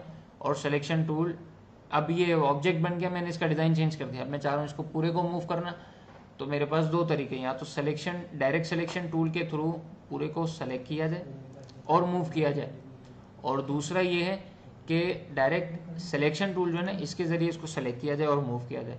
ये 2 तरीके हो गए। सिलेक्शन टूल मूव के लिए काम आएगा, स्केल अप, स्केल डाउन इसके लिए काम आएगा, और यहाँ पर जाते हैं हम तो फिर रोटेट की भी इनेबल हो जाती है, तो ये रोटेट के लिए काम आएगा, ठीक है। और लेकिन डायरेक्ट सिलेक्शन टूल जो है ना, वो हमें किसी भी पॉइंट को मूव करने, उसको चेंज करने में काम आएगा हमारे पास। मैनुअल साइज किस तरह से होता है? मैनुअल साइज, अगर मैनुअल साइज किसी साइज का बॉक्स अगर आपने किसी भी प्रॉपर साइज का बॉक्स बनाना है ना, तो उसके लिए क्या होगा? उसके लिए ये होगा कि आपने किसी भी टूल पर डबल क्लिक, या आपने क्या टूल सेलेक्ट किया, टूल सेलेक्ट करने के बाद जब आप यहाँ पर आएंगे तो आपके पास ये प्लस का निशान होगा, यहाँ पर आके आप क्लिक करेंगे तो विद और हाइट आपको दे दी जाएगी। अब अगर मिसाल है, आप कहते हैं कि मुझे एक 2 इंच बाय 2 इंच का बॉक्स बनाना है, तो आप यहाँ से 2 इंच बाय 2 इंच सेलेक्ट करके उसको ओके करेंगे, तो ये प्रॉपर एक 2 इंच बाय 2 इंच का बॉक्स बन जाएगा, ठीक है। आर्टबोर्ड और वर्क एरिया का डिफरेंस? आर्टबोर्ड और वर्क एरिया का डिफरेंस ये है कि जो चीज़ आर्टबोर्ड के हुदूद के अंदर होगी, जो चीज़ आर्टबोर्ड के अंदर होगी, वो तमाम चीज़ें आपकी प्रिंट के लिए इस्तेमाल होंगी या एक्सपोर्ट करके इमेज बनाने के लिए इस्तेमाल होगी। वर्क एरिया में कोई चीज़ होगी तो वो वर्क एरिया इसके लिए दिया हुआ है ताकि आप बाहर काम कर सको। सपोज कर लेते हैं कि आपके पास ये जो चीज़ है, सपोज कर लेते हैं कि ये जो है ना आपका बॉक्स है, अब आप कह रहे हैं यार 2 इंच बाय 2 इंच का जो बॉक्स बनाया ना ये बड़ा है, तो हम क्या करें, कोई बात नहीं, हम इसको स्पेयर में रख लेते हैं और हम एक नया बॉक्स बना लेते हैं जिसका साइज़ 1.5 इंच बाय 1.5 इंच हो। अब हमने इसको चेक किया, हाँ यार ये बेहतर रहेगा, तो हमने इसको पकड़ के डिलीट कर दिया। तो ये पूरा प्रोसीजर वर्क एरिया इसके लिए आपको दिया हुआ है कि आप एक्सेस वर्क को उधर रख सकते हो, उधर कर सकते हो, उसको यूज़ कर सकते हो। इसके लिए वर्क एरिया आपको दिया जाता है। अगर आप चाहते हो कि आप वर्क एरिया से भी बाहर काम करो तो ऐसा पॉसिबल नहीं है, क्योंकि जब आप इसको वर्क एरिया से बाहर लेके जाओगे तो ये मना कर देगा आपको। ठीक है, नेविगेशन दोबारा बता दें, जूम कैसे कर रहे हैं, यहाँ पे इधर उधर कैसे जा रहे हैं। नेविगेशन आपको दोबारा बता देता हूँ। अगर हमने right to left, top to bottom जाना है तो इसके लिए ये हैंड टूल है, इस पर क्लिक करेंगे, हमने ये पूरे एरिया को हम शिफ्ट कर सकते हैं कहीं पर भी। इसकी एक और शॉर्टकट ये है कि स्पेस बार आप दबाएं, जब तक स्पेस बार दबा रहेगा तब तक ये टूल पार्शियली एक्टिव रहेगा। आप उसको क्लिक एंड ड्रैग करते रहें, ये आप इसको नेविगेट करते रहेंगे, और जब आप इसको स्पेस बार को छोड़ देंगे तो फिर ये पुराने टूल पर दोबारा रिटर्न आ जाएगा। जूम के लिए एक ये प्रॉपर्टी भी है कि हम इस पर क्लिक करें और ये जूम इन हो जाए, ऑल्ट दबाएंगे तो फिर अब जूम आउट हो जाएगा। ठीक है, इसकी एक और आसान तरीका ये है, वो है ऑल्ट के साथ माउस की व्हील को अप करेंगे तो जूम इन और डाउन करेंगे तो जूम आउट हो जाएगा। इसके अलावा जूम के लिए एक और काम भी हो सकता है, वो ये कि कंट्रोल के साथ आप प्लस के बटन को प्रेस करें। कंट्रोल प्लस करेंगे तो zoom in, control plus zoom in, control plus zoom in, लेकिन कंट्रोल के साथ माइनस करेंगे तो ये जूम आउट और ये जूम आउट हो जाएगा। ठीक है, एक और सवाल था कि जो सॉफ्टवेयर हैं आजकल वेक्टर, कैनवा, फिपिक वगैरह ये सब, तो हम क्यों इलस्ट्रेटर यूज़ कर रहे हैं, हम क्यों डायरेक्ट वहीं पे डिज़ाइन कर लेते हैं या वहाँ से उठा के यूज़ कर लें डिज़ाइनिंग में। ठीक है, जिस तरह से हमारे पास दीगर सॉफ्टवेयर जो है ना वो भी वेक्टर सॉफ्टवेयर है, लेकिन एक चीज़ होती है जो मार्केट में चलती है। अब मिसाल है आपने कैनवा पे डिज़ाइन किया तो हर कोई थोड़ी उसको जानता है। इलस्ट्रेटर उमूमी तौर पे हर किसी को पता है कि कौन सा सॉफ्टवेयर है, उसमें वर्किंग कैसे होती है। हर सॉफ्टवेयर पे वर्किंग करने का अंदाज मुख्तलिफ होता है। जो पहले फ्री हैंड चलाते थे वो उसका अंदाज अलग ही कोरल ड्रॉ के मुकाबले में। अच्छा, इन दोनों सॉफ्टवेयर फ्री हैंड और कोरल ड्रॉ का सॉफ्टवेयर का अंदाज बिल्कुल अलग है बनिस्बत इलस्ट्रेटर के। इलस्ट्रेटर वो चीज़ है कि जो इस वक्त मार्केट में ट्रेंडिंग चल रही है और आपके लिए इजी रहेगी कि जब आप इसमें से कोई चीज़ डिज़ाइन करें और उसको प्रिंट के लिए लेकर जाएं तो आपके लिए कोई भी प्रिंटर उसको इजीली ले लेगा। लेकिन अगर आप उसको कैनवा पे बनाते हैं या किसी और चीज़ पर बनाते हैं तो वो आपको ये कहेगा कि आप उसको पहले इलस्ट्रेटर पर शिफ्ट करके दें, फिर हम उसकी प्रिंटिंग करेंगे। तो उस वक्त आप क्या करेंगे, उस वक्त आप दोबारा उसकी डिज़ाइनिंग इलस्ट्रेटर पर बनाएंगे, शिफ्ट करेंगे, फिर आप उसको लेकर जाएंगे, तो आपके लिए बहुत ज़्यादा टाइम टेकिंग हो जाएगा। ठीक है, आगे चले। अच्छा, अब जो है ना इसके बाद हम कुछ टूल्स को और देख लेते हैं। एक तो ये कि ये है रेक्टेंगल टूल। अब रेक्टेंगल टूल, इसमें सिर्फ रेक्टेंगल टूल नहीं है, देखिए यहाँ पर नीचे एरो भी आपके पास बना हुआ है। इसका मकसद है, जिस टूल में एरो बना हुआ है इसका मकसद है कि इसमें बहुत सारे टूल्स हैं जो छुपे हुए हैं। हमने इसको क्लिक किया तो इसने बहुत सारे टूल हमें दे दिए राउंडेड। अब रेक्टेंगल टूल क्या है, रेक्टेंगल टूल वो है कि जिसके चारों कॉर्नर शार्प होंगे एजेस। दूसरा राउंडेड रेक्टेंगल है, इसके 4 साइड जो हैं वो राउंडेड हैं। इसके बाद आपके पास एलिप्स टूल यानी कि सर्कल टूल आ जाता है। फिर आपके पास आ जाएगा पॉलीगनल टूल। फिर उसके बाद आपके पास आ जाता है स्टार टूल। अच्छा, स्टार टूल की एक खुसूसियत है वो मैं आपको समझाता हूँ। देखिए, स्टार टूल जब भी आप ड्रॉ करेंगे ना, अगर आपके पास जो एरो कीज होती है कीबोर्ड के अंदर, राइट लेफ्ट टॉप बॉटम, आप टॉप की को दबाएंगे ना तो ये आपके कॉर्नर्स जो है ना वो बढ़ा देगा। स्टार के 5 कॉर्नर्स होते हैं ना, ये इसको बढ़ा देगा। लेकिन अगर आप डाउन की प्रेस करेंगे तो वो इसको कम कर देगा। अब आपको ट्रायंगल बनाना है तो बहुत आसान तरीका बन गया, वरना आप क्या करते हैं, आपको फिर दूसरा तरीका इस्तेमाल करना पड़ता है। ठीक है, तो टॉप का बटन यानी अप का बटन हम दबाते रहेंगे तो ये ऐड करता रहेगा पॉइंट्स को, और जब हम टॉप के बॉटम के बटन को यूज़ करेंगे तो ये कम कर देगा।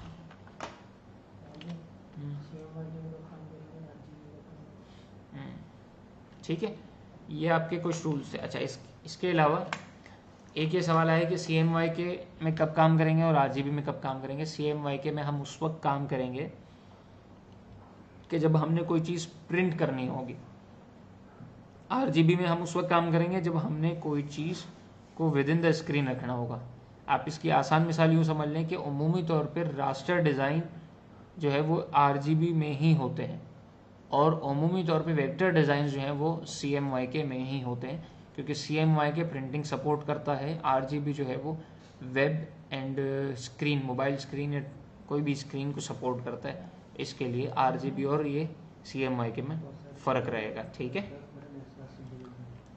तो ये हमारे टूल्स थे। अच्छा, इसके अलावा हमें कहीं टाइप करना है तो हम इस टाइप टूल पे जाएंगे, इसको यहाँ पर आके क्लिक करेंगे तो ये टाइपिंग ऑन हो जाएगी, इनेबल हो जाएगी। हमने जो है ना वो इसमें जो मैटर लिखना है वो हमने इस पर लिख लिया।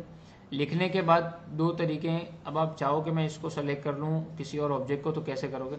आप डायरेक्ट आप सेलेक्शन टूल पर क्लिक करेंगे तो इसके अराउंड एक बाउंडिंग बॉक्स आ जाएगा।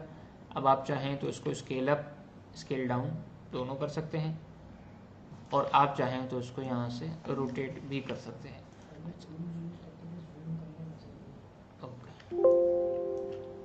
ठीक है, इसके बाद आप इसमें टाइप टूल में बहुत सारे हैं। एरिया टाइप टूल है, type on a part tool है, वर्टिकल टाइप टूल है, वर्टिकल एरिया टाइप टूल है और vertical type on a part tool है। ये आपको थोड़ा सा कंक्लूड करके बताते हैं कि होता क्या है। जब भी हम किसी ऑब्जेक्ट में काम करेंगे तो हम एरिया टाइप टूल के ज़रिए उसको सेलेक्ट करेंगे और उसके बाद इस पर वर्किंग करेंगे। दूसरी चीज़ ये है कि हम कोई भी पाथ बनाते हैं, मिसाल है हम एक ये लाइन ड्रॉ करते हैं। अब इसके ज़रिए जब हम काम करेंगे, इस पर काम करेंगे तो ये हम area type on a part tool कर लेंगे तो ये इस पर लिखता रहेगा। ठीक है, ये टाइप टूल हो गया। ये हमने ऑब्जेक्ट्स को देख लिए, हमारे पास रेडीमेड कौन कौन से ऑब्जेक्ट्स मौजूद हैं। इसके बाद हमने जो है वो selection tool, direct selection tool को देख लिया। ये लाइन सेगमेंट टूल आती है। लाइन सेगमेंट टूल क्या करती है? हमें स्ट्रेट लाइन बनानी हो, कर्व लाइन बनानी हो, स्पाइरल बनानी हो, रेक्टेंगुलर ग्रिड बनानी हो या पोलर ग्रिड बनानी हो तो इसके लिए इस्तेमाल होती है। लाइन टूल आपने बनानी है, अगर बिल्कुल स्ट्रेट बनानी है तो शिफ्ट दबाकर हम बनाएंगे और अगर शिफ्ट को छोड़ देंगे तो ये हम जैसे डायगनली लेकर चलेंगे वैसा करेंगे। आर्क के थ्रू हम आर्क हमें कितना बड़ा करना है और किस डायमेंशन पर करना है। फिर स्पाइरल अगर हमें करना है तो हमें कितना छोटा कितना बड़ा करना है। ठीक, फिर उसके बाद अगर हमें जो है वो रेक्टेंगुलर ग्रिड बनानी है तो ये ठीक है, ये ग्रिड बन जाएगी। अगर हमने पोलर ग्रिड बनानी है तो पोलर ग्रिड बन जाएगी। ये तमाम चीज़ें हैं हमारे पास। अब मिसाल है हमारे को पोलर ग्रिड के अंदर अपने तौर पे अमेंडमेंट करनी है तो ये हम बिल्कुल कर सकते हैं। हम चाह रहे हैं कि भाई कॉन्क्रीटिव डिवाइडर्स जो है वो 5 नहीं हो, वो हमारे पास 8 हों और रेडियल डिवाइडर जो है ना वो हमारे पास 5 नहीं हो, वो हमारे पास सिर्फ 3 हो। तो हम इसको ओके करेंगे और ये हमारे पास बनकर आ जाएगा। ठीक है,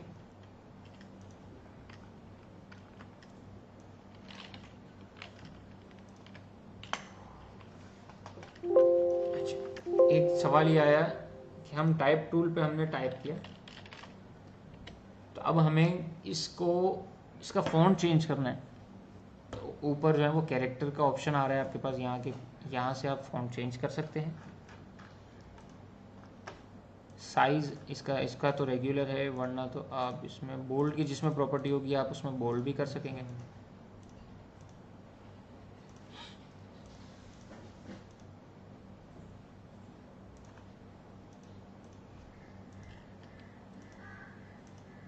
ठीक है, इसमें बोल्ड की प्रॉपर्टी है, आपने इसको बोल्ड कर दिया, इटैलिक कर दिया या बोल्ड और इटैलिक सब कर दिया। दूसरी चीज़ ये कि साइज़ आपने बड़ा करना है फ़ॉन्ट का तो आपके पास दो तरीके हैं। एक तो ये कि आप यहाँ से छोटा बड़ा कर सकते हैं और दूसरा आप यहाँ से डायरेक्ट फ़ॉन्ट साइज़ को बड़ा कर दें तो ये सेट हो जाएगा। ठीक है, अब फ़ॉन्ट को बड़ा करने छोटा करने के भी तरीके हैं। अब मिसाल है आपने फ़ॉन्ट्स यहाँ से सेलेक्ट किया तो फिर तो ठीक है फ़ॉन्ट साइज़ के ज़रिए, लेकिन अगर आप चाह रहे हैं कि मैं यहाँ से बड़ा करूँ तो अब आप यूं अगर करेंगे या यूं करेंगे तो ये ग्राफिक्स की फील्ड के अंदर ये बहुत बड़ा क्राइम कर रहे हैं, आप जुर्म कर रहे हैं। ठीक है, अब होता क्या है कि हमें जब करना है तो कैसे करना है, शिफ्ट दबा के हम करेंगे तो वन साइड से प्रोपोर्शनली जूम इन होगा, जूम आउट होगा, या ये स्केल अप होगा और स्केल डाउन होगा, ठीक है। लेकिन अगर हम शिफ्ट और ऑल्ट दोनों दबाकर करते हैं तो ये 4 साइड से स्केल अप और स्केल डाउन होता रहेगा, ठीक है। शिफ्ट दबाकर करेंगे तो एक तरफ से जूम इन ये स्केल अप और स्केल डाउन होगा, और ऑल्ट और शिफ्ट ये दोनों दबाकर हम क्लिक एंड ड्रैग करेंगे तो ये दो चारों तरफ से स्केल अप और स्केल डाउन होता रहेगा। कोई सवाल है क्या?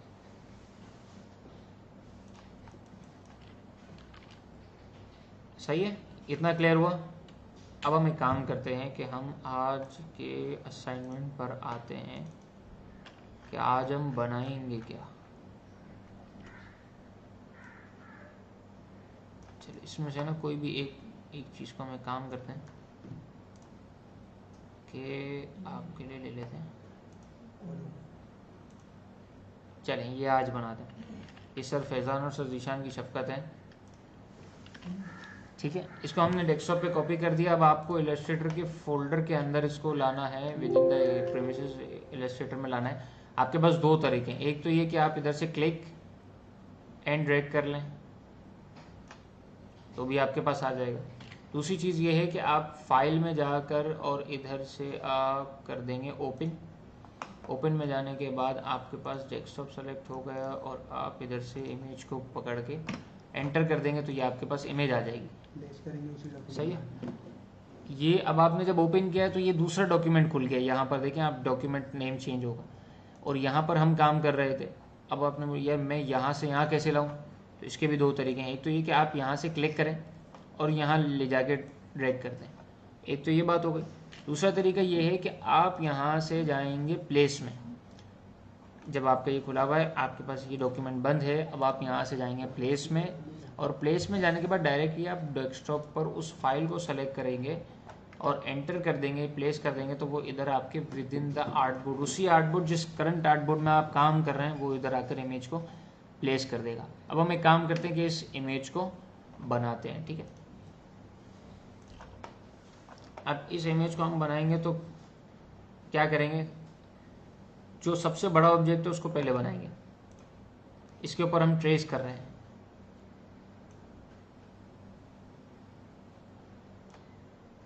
ठीक है।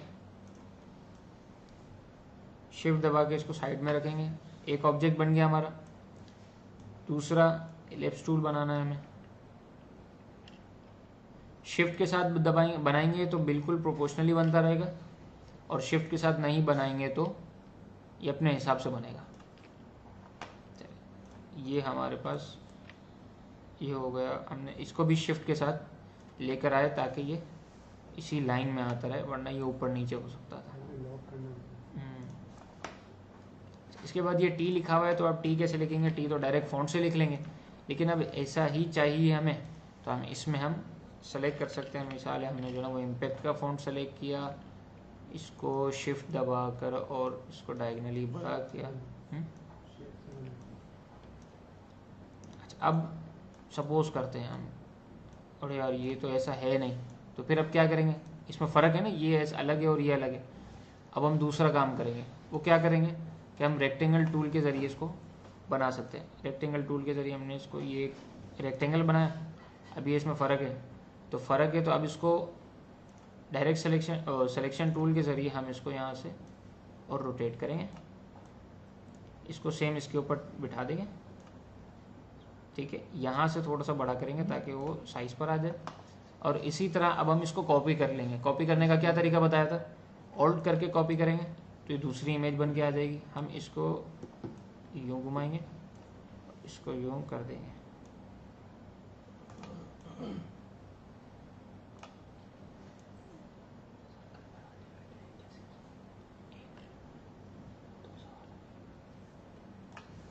ठीक है। ये सेम इसके ऊपर कॉपी हो गया। हमने इसको क्लिक किया, शिफ्ट दबाकर इसको भी क्लिक किया, दोनों एक साथ सेलेक्ट हो जाएंगे, और इसको उठा के हमने इधर सेंटर में रख दिया। अब हमें कलर चेंज करना है तो कैसे करेंगे, कलर चेंज करना है तो ये आपके पास इतने बड़े बड़े कलर पैलेट्स, कलर के बॉक्स मौजूद हैं। हमने सबसे पहले बड़ा जो बॉक्स है उसको लिया तो जो है ना वो हमने इस पर डबल क्लिक किया। डबल क्लिक करने के बाद हमने इसका रेड कलर ले लिया, तो ये रेड फिल हो गया। सर्कल हमारा कौन सा कलर था, ये वाइट कलर था, इस पर क्लिक करेंगे, वाइट कलर सेलेक्ट कर लेंगे और टी जो है हमारा ये यही था, इसको उठा के हम सिर्फ सेंटर में ले लेंगे। अच्छा, एक तो ये तरीका था कि जो हमने इसको बनाया। इसके अलावा कौन सा तरीका है, दूसरा भी तरीका है। एक ये तरीका हमने इसको यहाँ रख दिया, ठीक है। दूसरा ये कि ये जो हमने इमेज को इधर प्लेस किया है, हम एक काम करते हैं कि इसकी ओपेसिटी कुछ कम कर देते हैं। ओपेसिटी क्या होती है, ओपेसिटी वो होती है कि जिसमें जब ट्रांसपेरेंसी ऐड हो जाए किसी भी इमेज के अंदर, ये ओपेसिटी के प्रोसेस के थ्रू होती है। अब मिसाल 50 कर दी तो ये थोड़ा सा लाइट हो गया। अमूमी तौर पे आपने कई जगहों पे देखा होगा कि अगर इमेज होती है या वीडियो चलती है तो सेंटर में नाम लिखा हुआ आता है जो कि बहुत लाइट सा होता है, उसको वाटरमार्क कहते हैं। वाटरमार्क कैसे आएगा, वो इसी तरह ओपेसिटी के जरिए आएगा। आपने अपना नाम लिखा या कंपनी का नेम लिखा और उसके बाद उसकी ओपेसिटी को कम कर दिया तो ये एज अ वाटरमार्क ट्रीट करेगा, ठीक है। हमने इसकी ओपेसिटी को 50% किया और उसके बाद ऑब्जेक्ट में जाके इस ऑब्जेक्ट को, जो सेलेक्टेड ऑब्जेक्ट है, उसको लॉक कर दिया। अब ये कहीं नहीं हिल सकता, ना यहाँ ना यहाँ ना यहाँ, ठीक है। अब क्या करेंगे, अब ये करेंगे कि हम सबसे पहले ये जो छोटा ऑब्जेक्ट है अब पहले ये बनाएंगे। क्यों, अगर मिसाल है मैं ये बड़ा ऑब्जेक्ट पहले बनाता हूँ तो अब वो पूरा हाइड हो जाएगा मेरे लिए, तो मुझे तो पता ही नहीं है मैं करूँगा क्या। तो मैंने इसके लिए अब सबसे पहले छोटा ऑब्जेक्ट बनाया। छोटा ऑब्जेक्ट पहले हमने कैसे किया था, हमने सिलेक्शन टूल के ज़रिए इसको रोटेट किया था और उसके बाद इसको यहाँ पे प्लेस किया था। हम इस बार ये नहीं करेंगे, कंट्रोल Z करेंगे तो अनडू हो जाएगा, यानी कि लास्ट ऑप्शन जो हमने परफॉर्म किया था वो सेम वैसा ही हो जाएगा, सही। अब हम इसको ये करते हैं कि डायरेक्ट सिलेक्शन टूल के थ्रू हमने एक पॉइंट लिया, एक पॉइंट को एक कॉर्नर में रखा, दूसरे पॉइंट को दूसरे कॉर्नर में रखा, तीसरे पॉइंट को तीसरे कॉर्नर में रखा और चौथे पॉइंट को चौथे कॉर्नर में रखा, ठीक है। इसी तरह से अब हम दूसरा ऑब्जेक्ट लेंगे, डायरेक्ट सिलेक्शन टूल के थ्रू एक ये टूल, एक ये कॉर्नर, दूसरा कॉर्नर, फिर उसके बाद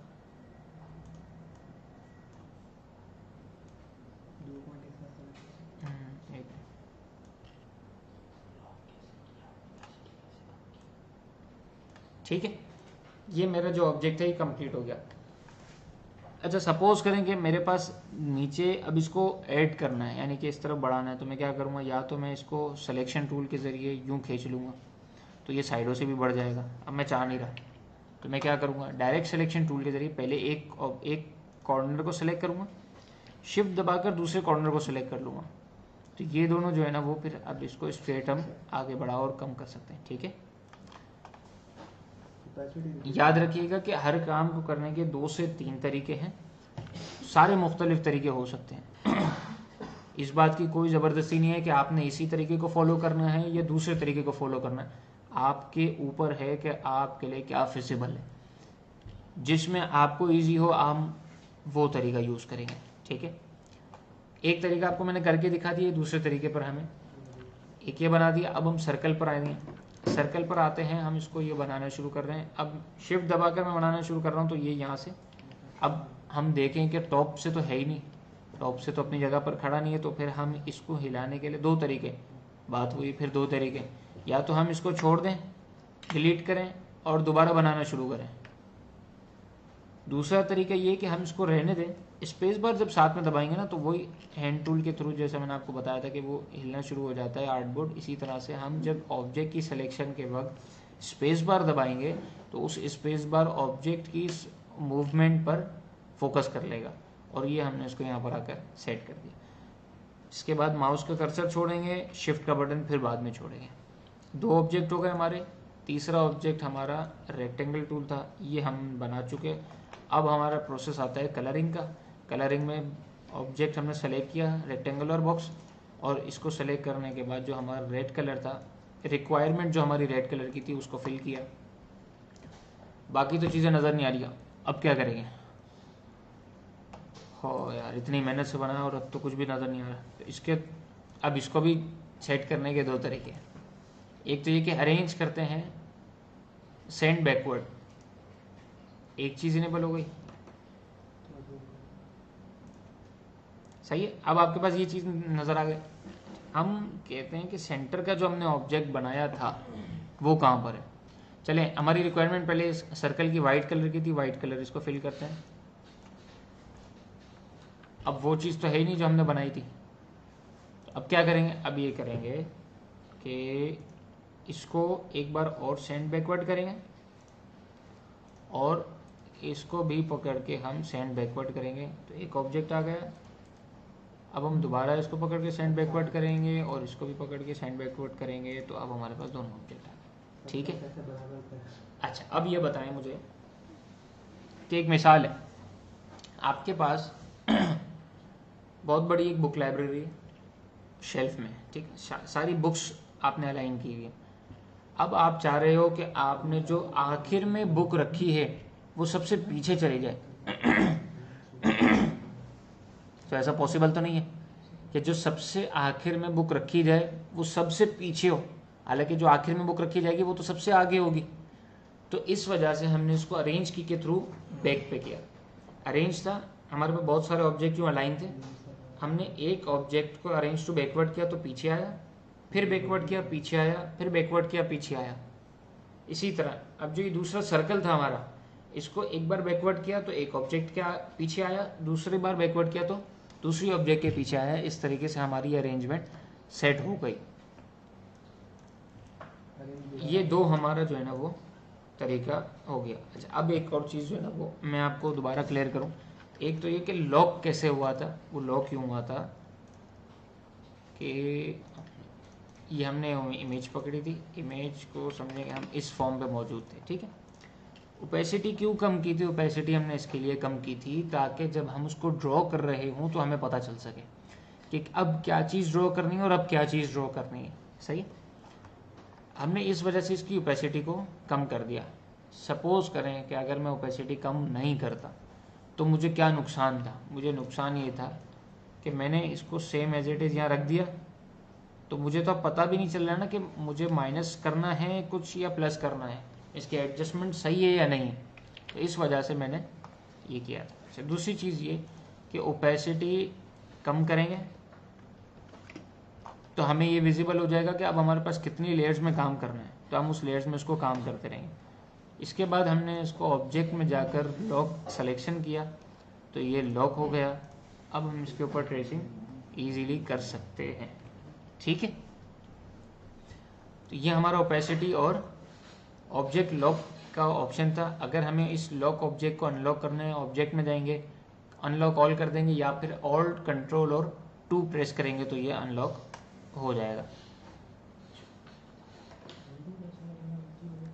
देखें, अब मिसाल है मेरे से ये गलती हो गई, इसको मैं यहाँ रख रहा हूँ, ये मैंने गलत जगह पे रख लिया, मैं चाह रहा हूँ इसको वापस वहीं लेकर आऊँगा, तो ये अंडू मूव आ गया कंट्रोल Z के ज़रिए एडिट के ऑप्शन में जाके, या तो फिर मैंने डायरेक्ट कंट्रोल Z दबा दिया कीबोर्ड से तो ये इसने रिटर्न ले लिया इस जगह पर, ठीक। कई ऑप्शन तक हम जा सकते हैं, अनलॉक ऑल पर चले जाएं, मतलब अंडू के बहुत सारे ऑप्शन हैं, हम यूज़ कर सकते हैं इसको एक साथ। और अगर मैंने बहुत ज़्यादा यूज़ कर लिया, मुझे वापस आगे आना है तो हम रीडू करेंगे, रीडू ओपेसिटी, रीडू लॉक। देखिए, लॉक इसके लिए कर रहे हैं कि ये तो बड़ा सिंपल ऑब्जेक्ट था, आप जब इस पर काम करना शुरू करेंगे ना, कि इस पर आप सपोज करें कि हमने जो है वो ये बनाया, ठीक है, ये लॉक क्यों किया था ऑब्जेक्ट को, उसकी वजह बता रहा हूँ। डायरेक्ट सिलेक्शन टूल के थ्रू हमने इसको यहाँ से क्लिक किया, यहाँ पर ले आए, इसको यहाँ से यहाँ पर ले आए, इसको यहाँ से यहाँ पर ले आए। सपोज करें कि यहाँ पर क्लिक होने की जगह पर यहाँ क्लिक हो गया तो ये तो हिल जाएगा। और अब क्या करेंगे, इस वजह से हमने इसको लॉक किया था, ठीक है। इजीली हम इसको कर सकते हैं। अच्छा, एक चीज़ सवाल है जो आप कर सकते हो, शायद किया नहीं अभी तक, वो ये कि सर हमारा जब selection tool, direct selection tool के थ्रू हम ऑब्जेक्ट के किसी भी एक पॉइंट को हम चेंज कर सकते हैं, ठीक है, तो इमेज में क्यों नहीं कर सकते? तो इमेज में नहीं कर सकते। हाँ भाई, ये डायरेक्ट सिलेक्शन टूल सिर्फ और सिर्फ इलस्ट्रेटर के ऑब्जेक्ट की हद तक महदूद है, बाहर से आने वाली किसी भी इमेज के ऊपर वो एप्लीकेबल नहीं होगा, ठीक है। सर आपने तो कहा था कि वो इलस्ट्रेटर में इमेज पिक्सेलेट नहीं होती, तो ये आप जब लेके आया तब तो पिक्सेलेट होगी। अब समझ में आया कि जिन्होंने सवाल किया था कि हम फोटोशॉप में काम करें, इलस्ट्रेटर में उसको डालें और उसको प्रिंट पे दे दें, तो इसकी वजह ये है कि देखें हम बाहर से इमेज लेकर आए, ये इमेज भी तो फोटोशॉप में बनाई गई होगी ना, जब हम इसको बाहर से लेकर आए ये इमेज फॉर्म में थी, इमेज इलस्ट्रेटर में आएगी तो वो पिक्सेलेट ज़रूर करेगी। क्यों? क्योंकि वो रास्टर है। इमेज हमेशा जो भी होती है वो हमेशा रास्टर होती है, वेक्टर नहीं होती। कोई भी इमेज हो, आया जेपीजी इमेज हो, पीएनजी इमेज हो, टिफ इमेज हो, कोई भी इमेज हो, किसी भी फॉर्मेट की हो, वो नहीं होती सिवाय एक फॉर्मेट के, एसवीजी। एसवीजी फॉर्मेट वाली इमेज जो है ना वो कभी भी पिक्सेलेट नहीं होगी।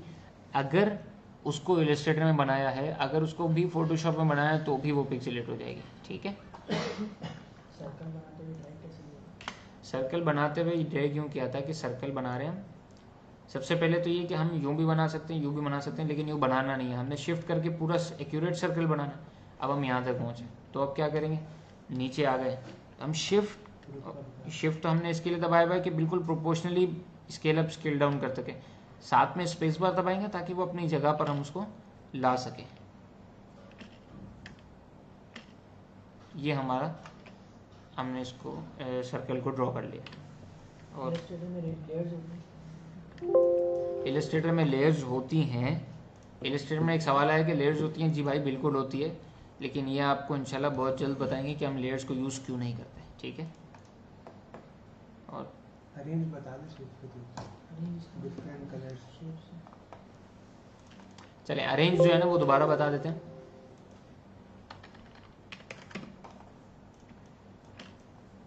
अब इसमें से आप जज करें कि कौन सी जो है ना वो हम बाहर से इमेज लेकर आए थे और कौन सी हमने ड्रॉ करी है, तो वो आपको समझ में आ जाएगा क्योंकि इसके पिक्सेल्स पिक्सेलेट हो रहे हैं और ये जो है ना वो हमने दूसरा ये वाला जो बनाया है या ये जो बनाया है ये दोनों वेक्टर फॉर्म में, तो इस वजह से फ़र्क हो गया,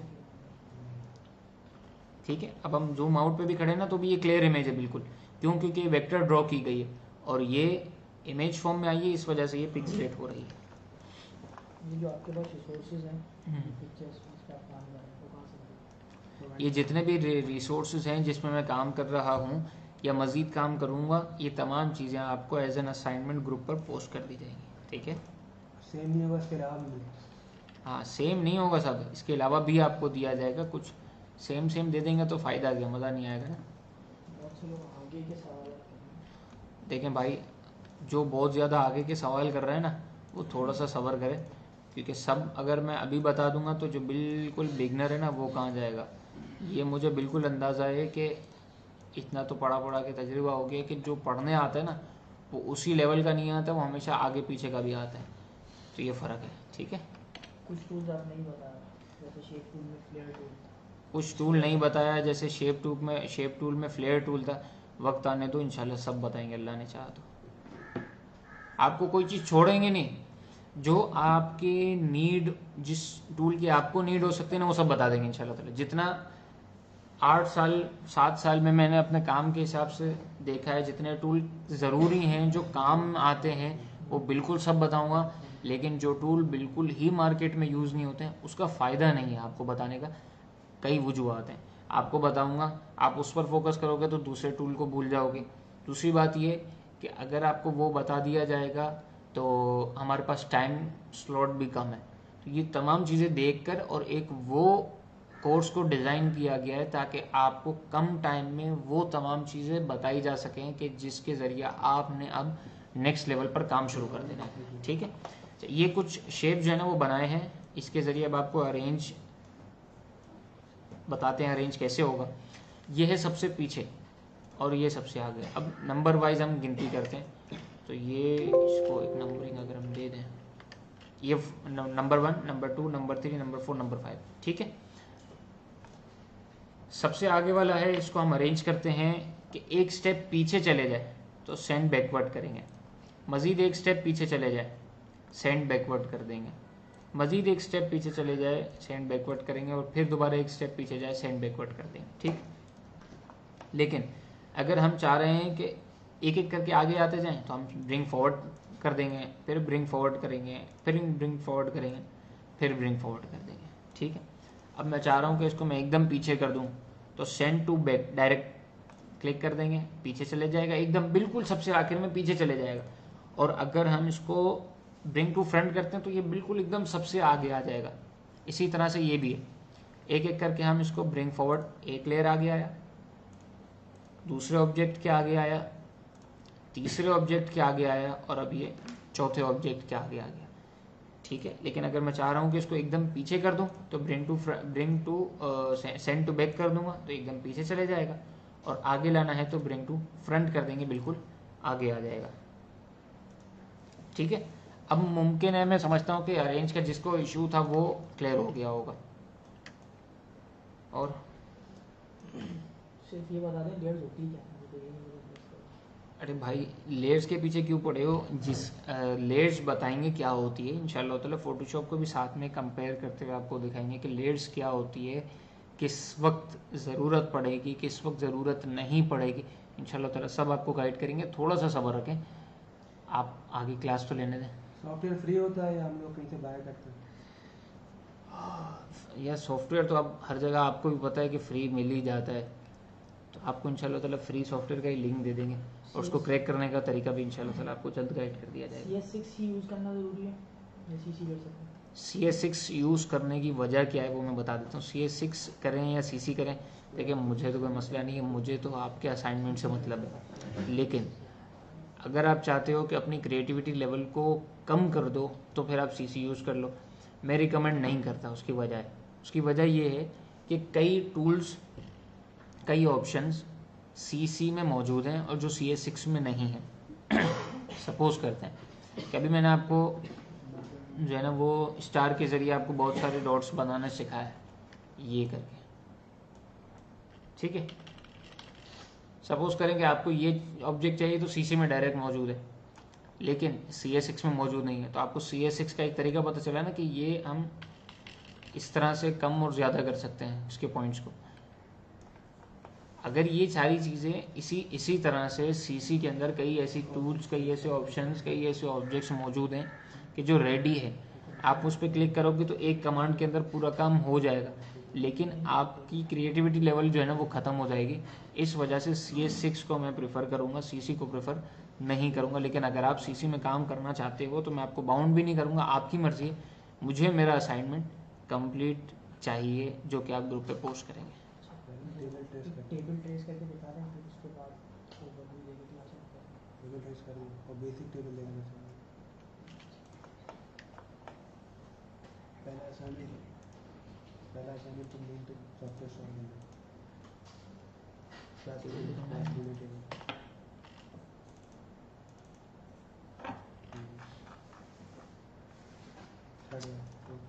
चलें, आज जो है ना वो आपको ये टेबल भी सिखाते हैं कैसे ट्रेस होगा।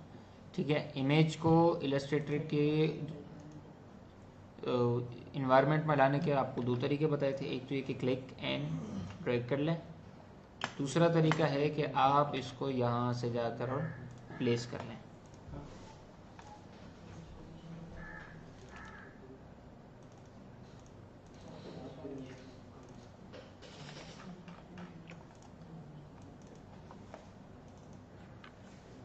ठीक है, आपके पास प्लेस हो गया ये टेबल। अब आप क्या करोगे, इसको आपने थोड़ा सा छोटा कर दिया ताकि आपके with in the work area में आ जाए। आपने इसकी ओपेसिटी को कम कर दिया, उसके बाद आपने इस ऑब्जेक्ट को लॉक कर दिया। ये तमाम प्रोसीजर करने के बाद अब आपने इसकी ट्रेसिंग शुरू करनी है।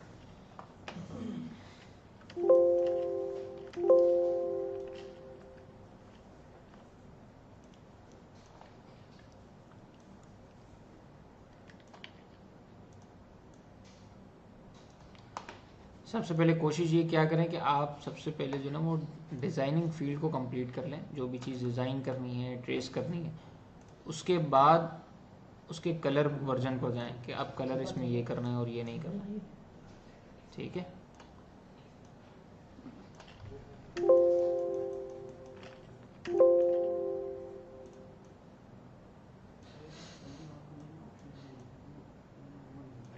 ठीक है, ये फ्रंट लाइन हो गई हमारे पास। उसके बाद जो है वो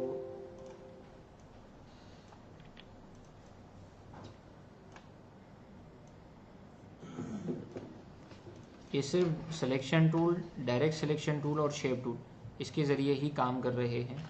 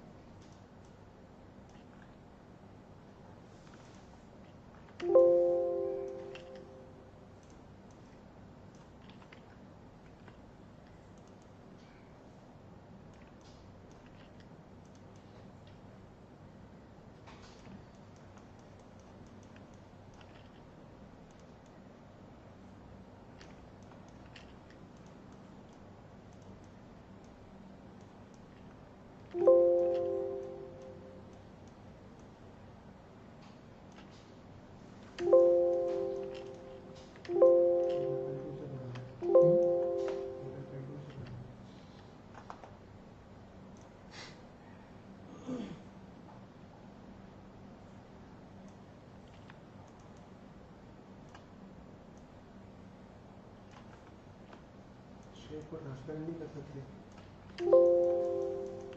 ऐसे तो बताया था। एक सवाल आया, शेप को ट्रांसपेरेंट नहीं कर सकते। शेप को बिल्कुल ट्रांसपेरेंट कर सकते हैं। ओपेसिटी टूल आपके पास मौजूद है, आप शेप को ट्रांसपेरेंट कर दें और उसके बाद जो है ना वो, उसके बाद आप उसको जो है ना वो कर देते हैं। ठीक है, अच्छा,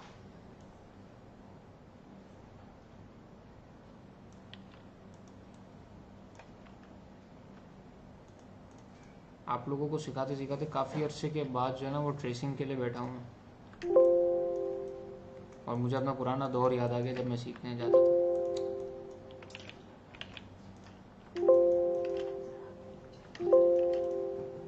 ठीक है, अब मिसाल है मेरे पास लेंथ तो यही है ना।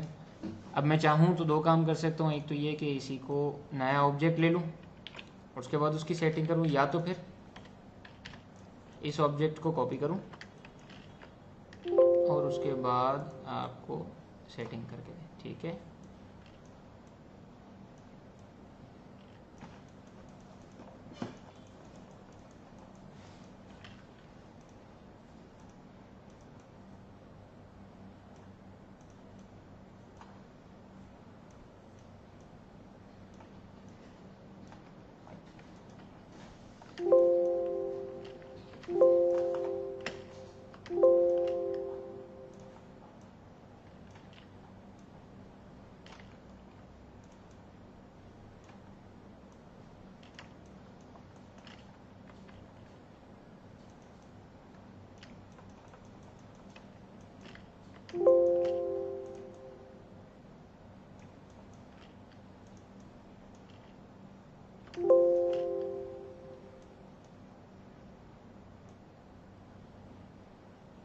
डायरेक्ट न्यू ऑब्जेक्ट क्यों बना रहे हैं? रेडीमेड को क्यों कॉपी पेस्ट कर रहे हैं?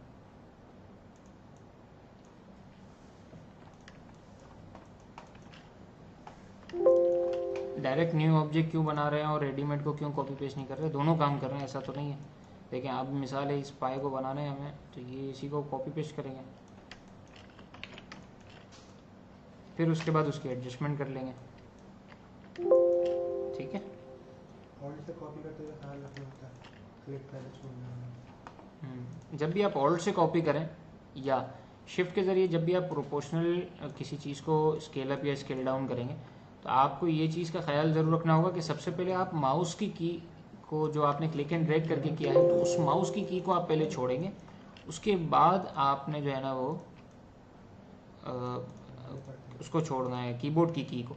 अगर आपने गलती से कीबोर्ड की को पहले रिलीज़ कर दिया तो आप समझें कि ये गलती हो जाएगी आपसे। और जो अगर मिसाल है हमने इलस्ट्रेटर को ऑल्ट की को लिया था कॉपी करने के लिए, तो अब वो ऑल्ट की कॉपी नहीं करेगी, वो तो छोड़ चुके हम ऑल्ट की को, ये वजह थी। ठीक है भाई, वो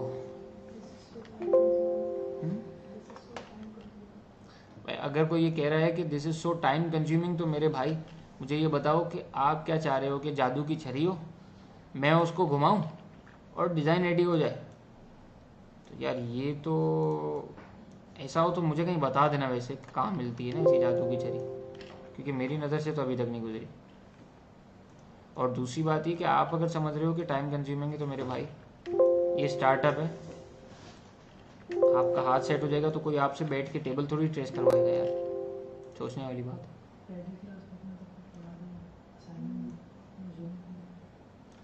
पहली क्लास में इतना सब कुछ पढ़ा दिया, असाइनमेंट भी देंगे, जुल्म नहीं है मेरे भाई। अगर आप समझते हो कि ये जुल्म है, तो मेरे भाई आप लॉकडाउन की छुट्टियां भी तो गुजार रहे हो।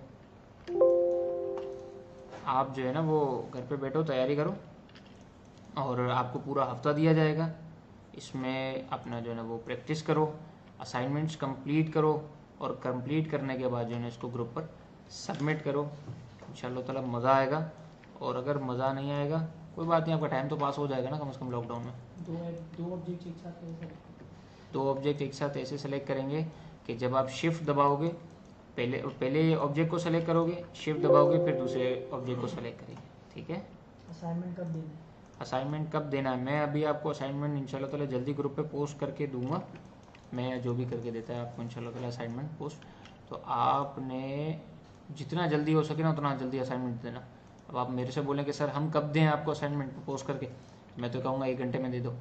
नहीं दे सकते कोई बात नहीं, चलो अपना टाइम ले लो, लेकिन याद रखिएगा कि कमिंग फ्राइडे तक कोशिश करें कि आप असाइनमेंट्स को कंप्लीट कर लें, क्योंकि आपके पास 5 दिन है, मंडे, ट्यूसडे, वेडनेसडे, थर्सडे और फ्राइडे। और इतनी सारी बातों के साथ हमारा टेबल जो है वो अलहमदुलिल्लाह कंप्लीट हो गया। अब हम क्या करें, अब हम ये करें, इस टेबल को उठाएं, इसको थोड़ा सा ऊपर ले जाएं, और उसके बाद इस अच्छा अब चूँकि जो है ना वो हमारे पास जो रेफरेंस टेबल है ना वो चूँकि वुडन टेक्सचर्ड वाला है, तो हम सेम कलर तो ला नहीं सकते फ़िलहाल। ठीक है, तो हम क्या करेंगे, हम ये करेंगे कि कुछ कलर कर लेंगे। ठीक है, फ्रंट वाले जितने हैं उनको ये कलर रहने देते हैं। ठीक है, और ये जितने भी एरियाज हैं जहाँ पर शेडो गिरता है, जहाँ पर लाइट कम आती है, इन एरियाज को जो है ना वो हम कुछ डार्क कर देंगे। ठीक है, अच्छा अब यहाँ पर अब हमने जो है ना वो एक काम ये करना है कि यार मैं सबको दोबारा कलर को कॉपी करूँ, इसकी जगह एक काम और करते हैं, वो ये कि हम जो है ना इन कलर्स में से कॉपी करते हुए चलते हैं। ठीक है, सपोज करें इसमें कलर कौन सा आएगा, ये वाला कलर आएगा, तो आप आई ड्रॉपर टूल ले लें, इस पे से क्लिक करें, उफ ये तो कलर हो गया, ये है जादू। ये बहुत जल्दी हो सकता है ना, ट्रेसिंग में तो टाइम लगेगा थोड़ा सा। फिर आपने ऑब्जेक्ट सेलेक्ट किया, आई ड्रॉपर टूल यूज़ किया, और उसके बाद आपने इसको सेलेक्ट कर लिया।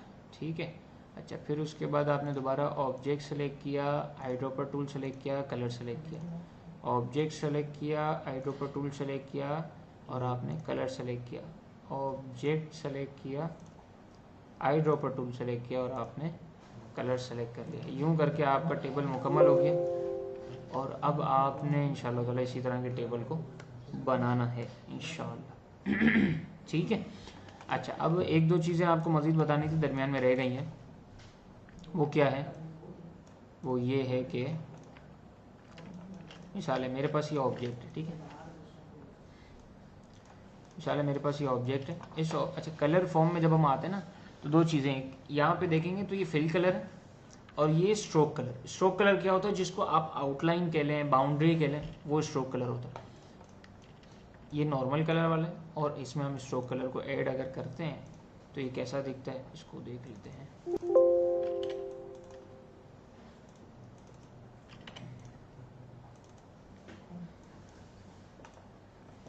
ठीक है, ये ऐसा है कि जिसमें सिर्फ फिल कलर मौजूद है और स्ट्रोक कलर नन हुआ हुआ है, यानी कोई भी सेलेक्ट नहीं है। ये ऐसा है कि जिसमें फिल कलर भी है और स्ट्रोक कलर भी है, तो ये डिफरेंस है। अगर हम चाह रहे हैं कि ऐसा ऑब्जेक्ट लें कि जिसमें फिल कलर ना हो तो यहाँ से फिल कलर को कैंसिल कर देंगे, नन कर देंगे।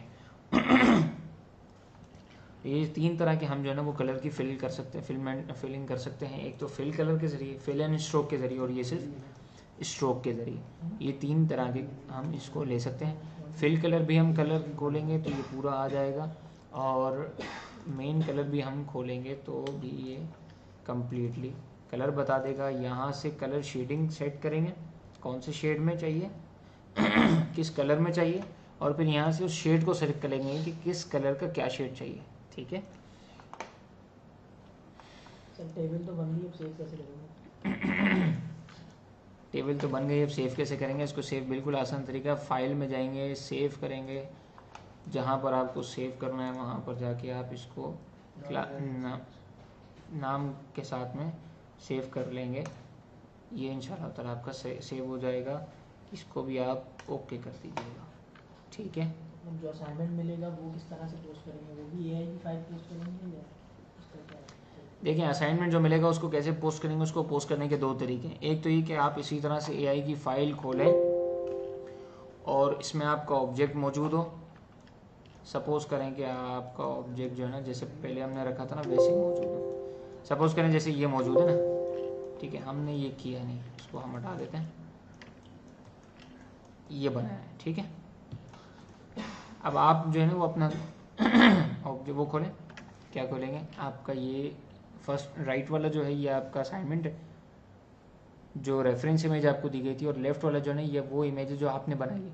आप इसका स्क्रीनशॉट ले लें और उसके बाद जो है ना वो ग्रुप पे पोस्ट करें। तो इससे ये पता चलेगा कि आपने इलस्ट्रेटर के ही पोर्शन में बैठकर ये काम किया, जिसमें इमेज और आपकी वेक्टर इमेज को दोनों में फ़र्क सामने दिखेगा। ठीक है,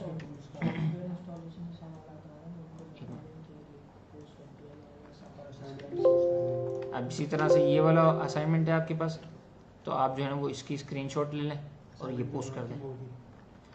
याद रखिएगा जितने भी असाइनमेंट दिए जाएंगे उन तमाम की मार्किंग होगी। अगर आप चाहते हैं कि एंड ऑफ द कोर्स आपको सर्टिफिकेट मिले सैलानी की तरफ से, तो आपने सारे असाइनमेंट्स कंप्लीट करने होंगे, उन तमाम असाइनमेंट्स की मार्किंग होगी।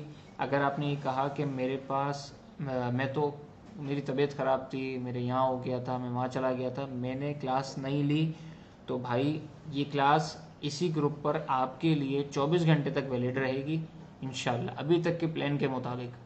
बाकी फिर देख लेंगे। ठीक है, तो 24 घंटे में अगर मिसाल है आपकी कोई क्लास मिस भी हो जाती तो आप उसको ले सकते हैं। किसी किस्म का कोई सवाल हो तो ग्रुप पे कर सकते हैं। फाइल्स भी जोड़ दे देगा ना, प्लेजराइज वरना चेक करेंगे। स्क्रीनशॉट कैसे लेंगे?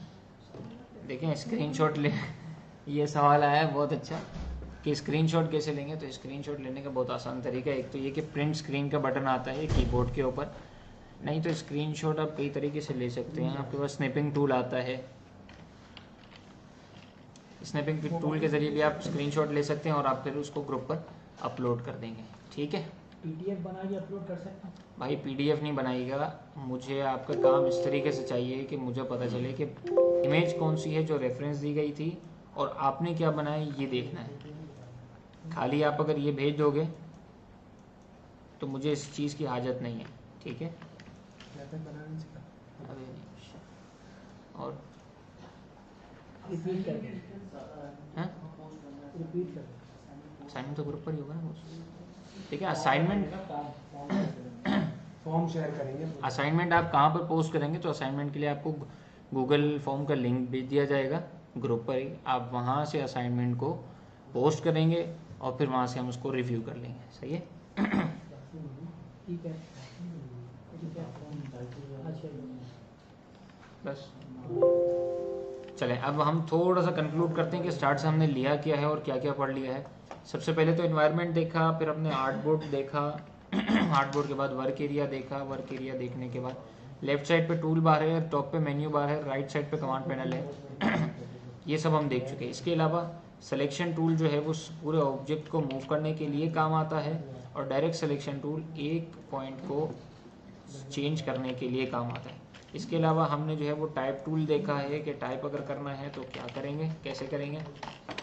इसके अलावा हमने ऑब्जेक्ट्स बनाने हैं रेडीमेड, तो उसको कैसे क्लिक एंड ड्रैग करेंगे, या तो फिर कस्टमाइज बनाने हैं तो कैसे बनाएंगे, सिर्फ क्लिक करेंगे तो हमारे पास डायलॉग बॉक्स खुल जाएगा, उसमें साइज़ के हिसाब से उसको बना लेंगे। इसके बाद हमने कलर पिक करने के लिए आई ड्रॉपर टूल को भी यूज़ करके देखा है। इसके अलावा हमने जूम टूल को भी यूज़ किया है, और ऑल्ट प्लस माउस का व्हील जो है इसको भी अप एंड डाउन करके देखा है। हैंड टूल के लिए हम हैंड टूल को भी यूज़ कर सकते हैं, और स्पेस बार दबा के भी हैंड टूल को यूज़ किया जा सकता है। अरेंज टूल हमने देख लिया है कि अरेंज अगर करना है तो कैसे करेंगे। अरेंज के लिए एक एक लेयर के पीछे जाना है तो सेंड बैकवर्ड करेंगे, और अगर बहुत सारे एक साथ बिल्कुल पीछे चले जाना है तो सेंड टू बैक। इसी तरह एक एक स्टेप आगे आना है तो ब्रिंग फॉरवर्ड, और बिल्कुल एकदम आगे आ जाना है तो वो ब्रिंग टू फ्रंट कर लेंगे। इसके अलावा हमने जो है वो कलर को देख लिया कि फिल कैसे होगा, फिल एंड स्ट्रोक कैसे होगा, और सिर्फ स्ट्रोक कैसे होगा। इसके बाद हमने इसके साथ हमने देखा ट्रेसिंग कैसे होगी। ऑब्जेक्ट जो है वो हमने लॉक किया, और लॉक करने ओपेसिटी कम की है, लॉक किया है, और उसके बाद इसके ऊपर ट्रेसिंग शुरू कर दी है, और हमने ट्रेसिंग को कंप्लीट कर लिया है। इसी तरह से हमने टेबल को भी किया है। आपको थोड़ा सा जो है ना वो मैं ये दिखा देता हूँ कि आपके असाइनमेंट्स में होगा क्या। तो ये आप देख सकते हो, ये आपके कुछ असाइनमेंट्स हैं कि जो आपको दिए जाएंगे। आपने ये भी बनाना है, ये भी बनाना है, ये भी बनाना है, ये भी बनाना है, ये भी बनाना है, ये भी बनाना है, ये भी बनाना है, ये भी बनाना है, और ये भी बनाना है। सर इतने सारे असाइनमेंट्स एक साथ एक क्लास में आप दे रहे हैं, वो भी पहली क्लास में। तो भाई लॉकडाउन है, बिल्कुल कितना मतलब छुट्टियां कितनी एंजॉय कर लोगे। कूल करो, थोड़ा सा काम करो, फिर एंजॉय दोबारा करते रहेंगे, कोई मसला नहीं है। ठीक है भाइयों, मजीद कोई सवाल? सॉफ्टवेयर कैसे इंस्टॉल होगा, सॉफ्टवेयर का लिंक आपको दे दिया जाएगा। सॉफ्टवेयर इंस्टॉल करने का तरीका भी, स्टेप्स उसमें मौजूद होंगे, वो बता दिए जाएंगे। और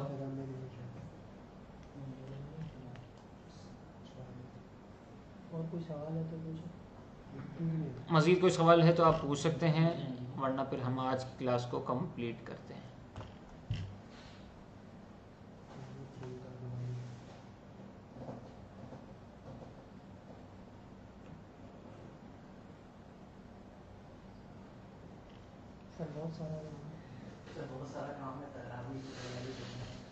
भाई बहुत सारा काम है, तरावी की तैयारी करनी है, तो तरावी की तैयारी तो मगरिब से ईशा में हो जाएगी, असर के बाद हो जाएगी। असर से लेकर ईशा तक तैयारी कर लो, ईशा के बाद तरावी पढ़ा लो। सुबह से लेकर असर तक क्या करोगे यार,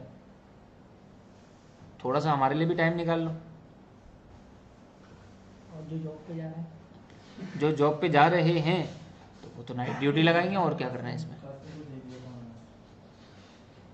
और वैसे एक बात बताओ मुझे, चलो ये तो पहली क्लास है तभी आपको परेशानी हो रही है ना, जब नेक्स्ट क्लास में आप आओगे तो इसके बाद तो सब इजी हो जाएगा। जैसे मिसाल है ना, सॉफ्टवेयर आपको उसमें इंस्टॉल करना पड़ेगा ना, आपको जो है ना वो वर्किंग उसकी समझनी पड़ेगी सॉफ्टवेयर की, और आपको टूल्स चलाने भी आ जाएंगे, कई चीज़ें आपके हाथ पर आ चुकी होंगी, तो उसके बाद जो है ना वो आपको परेशानी का सामना नहीं होगा। how will we compile all different task images? हाँ, How will we compile all different task images? Different task image, भाई आपने एक एक करके इमेज को लेना है ना। आप अब मेरे से ये पूछा जा रहा है कि असाइनमेंट सारे जो हैं वो हम कैसे करेंगे, तो भाई एक इमेज लेंगे, एक इमेज को आप गूगल फॉर्म में एक इमेज के थ्रू डालेंगे, फिर दूसरी इमेज को डालेंगे, फिर तीसरी इमेज को डालेंगे। हर ऑब्जेक्ट, हर असाइनमेंट की इमेज अलग अलग होगी।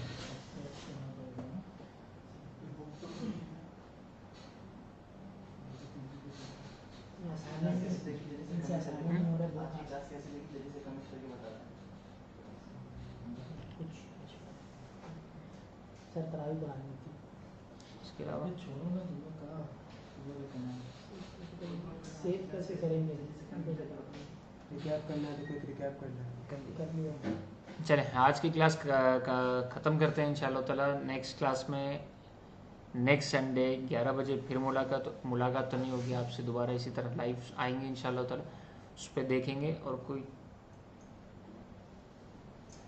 अली भाई जो है ना वो हमारे दोबारा ज्वाइन होना चाह रहे हैं, तो अली भाई भी देखें क्या कहते हैं इंशाल्लाह ताला।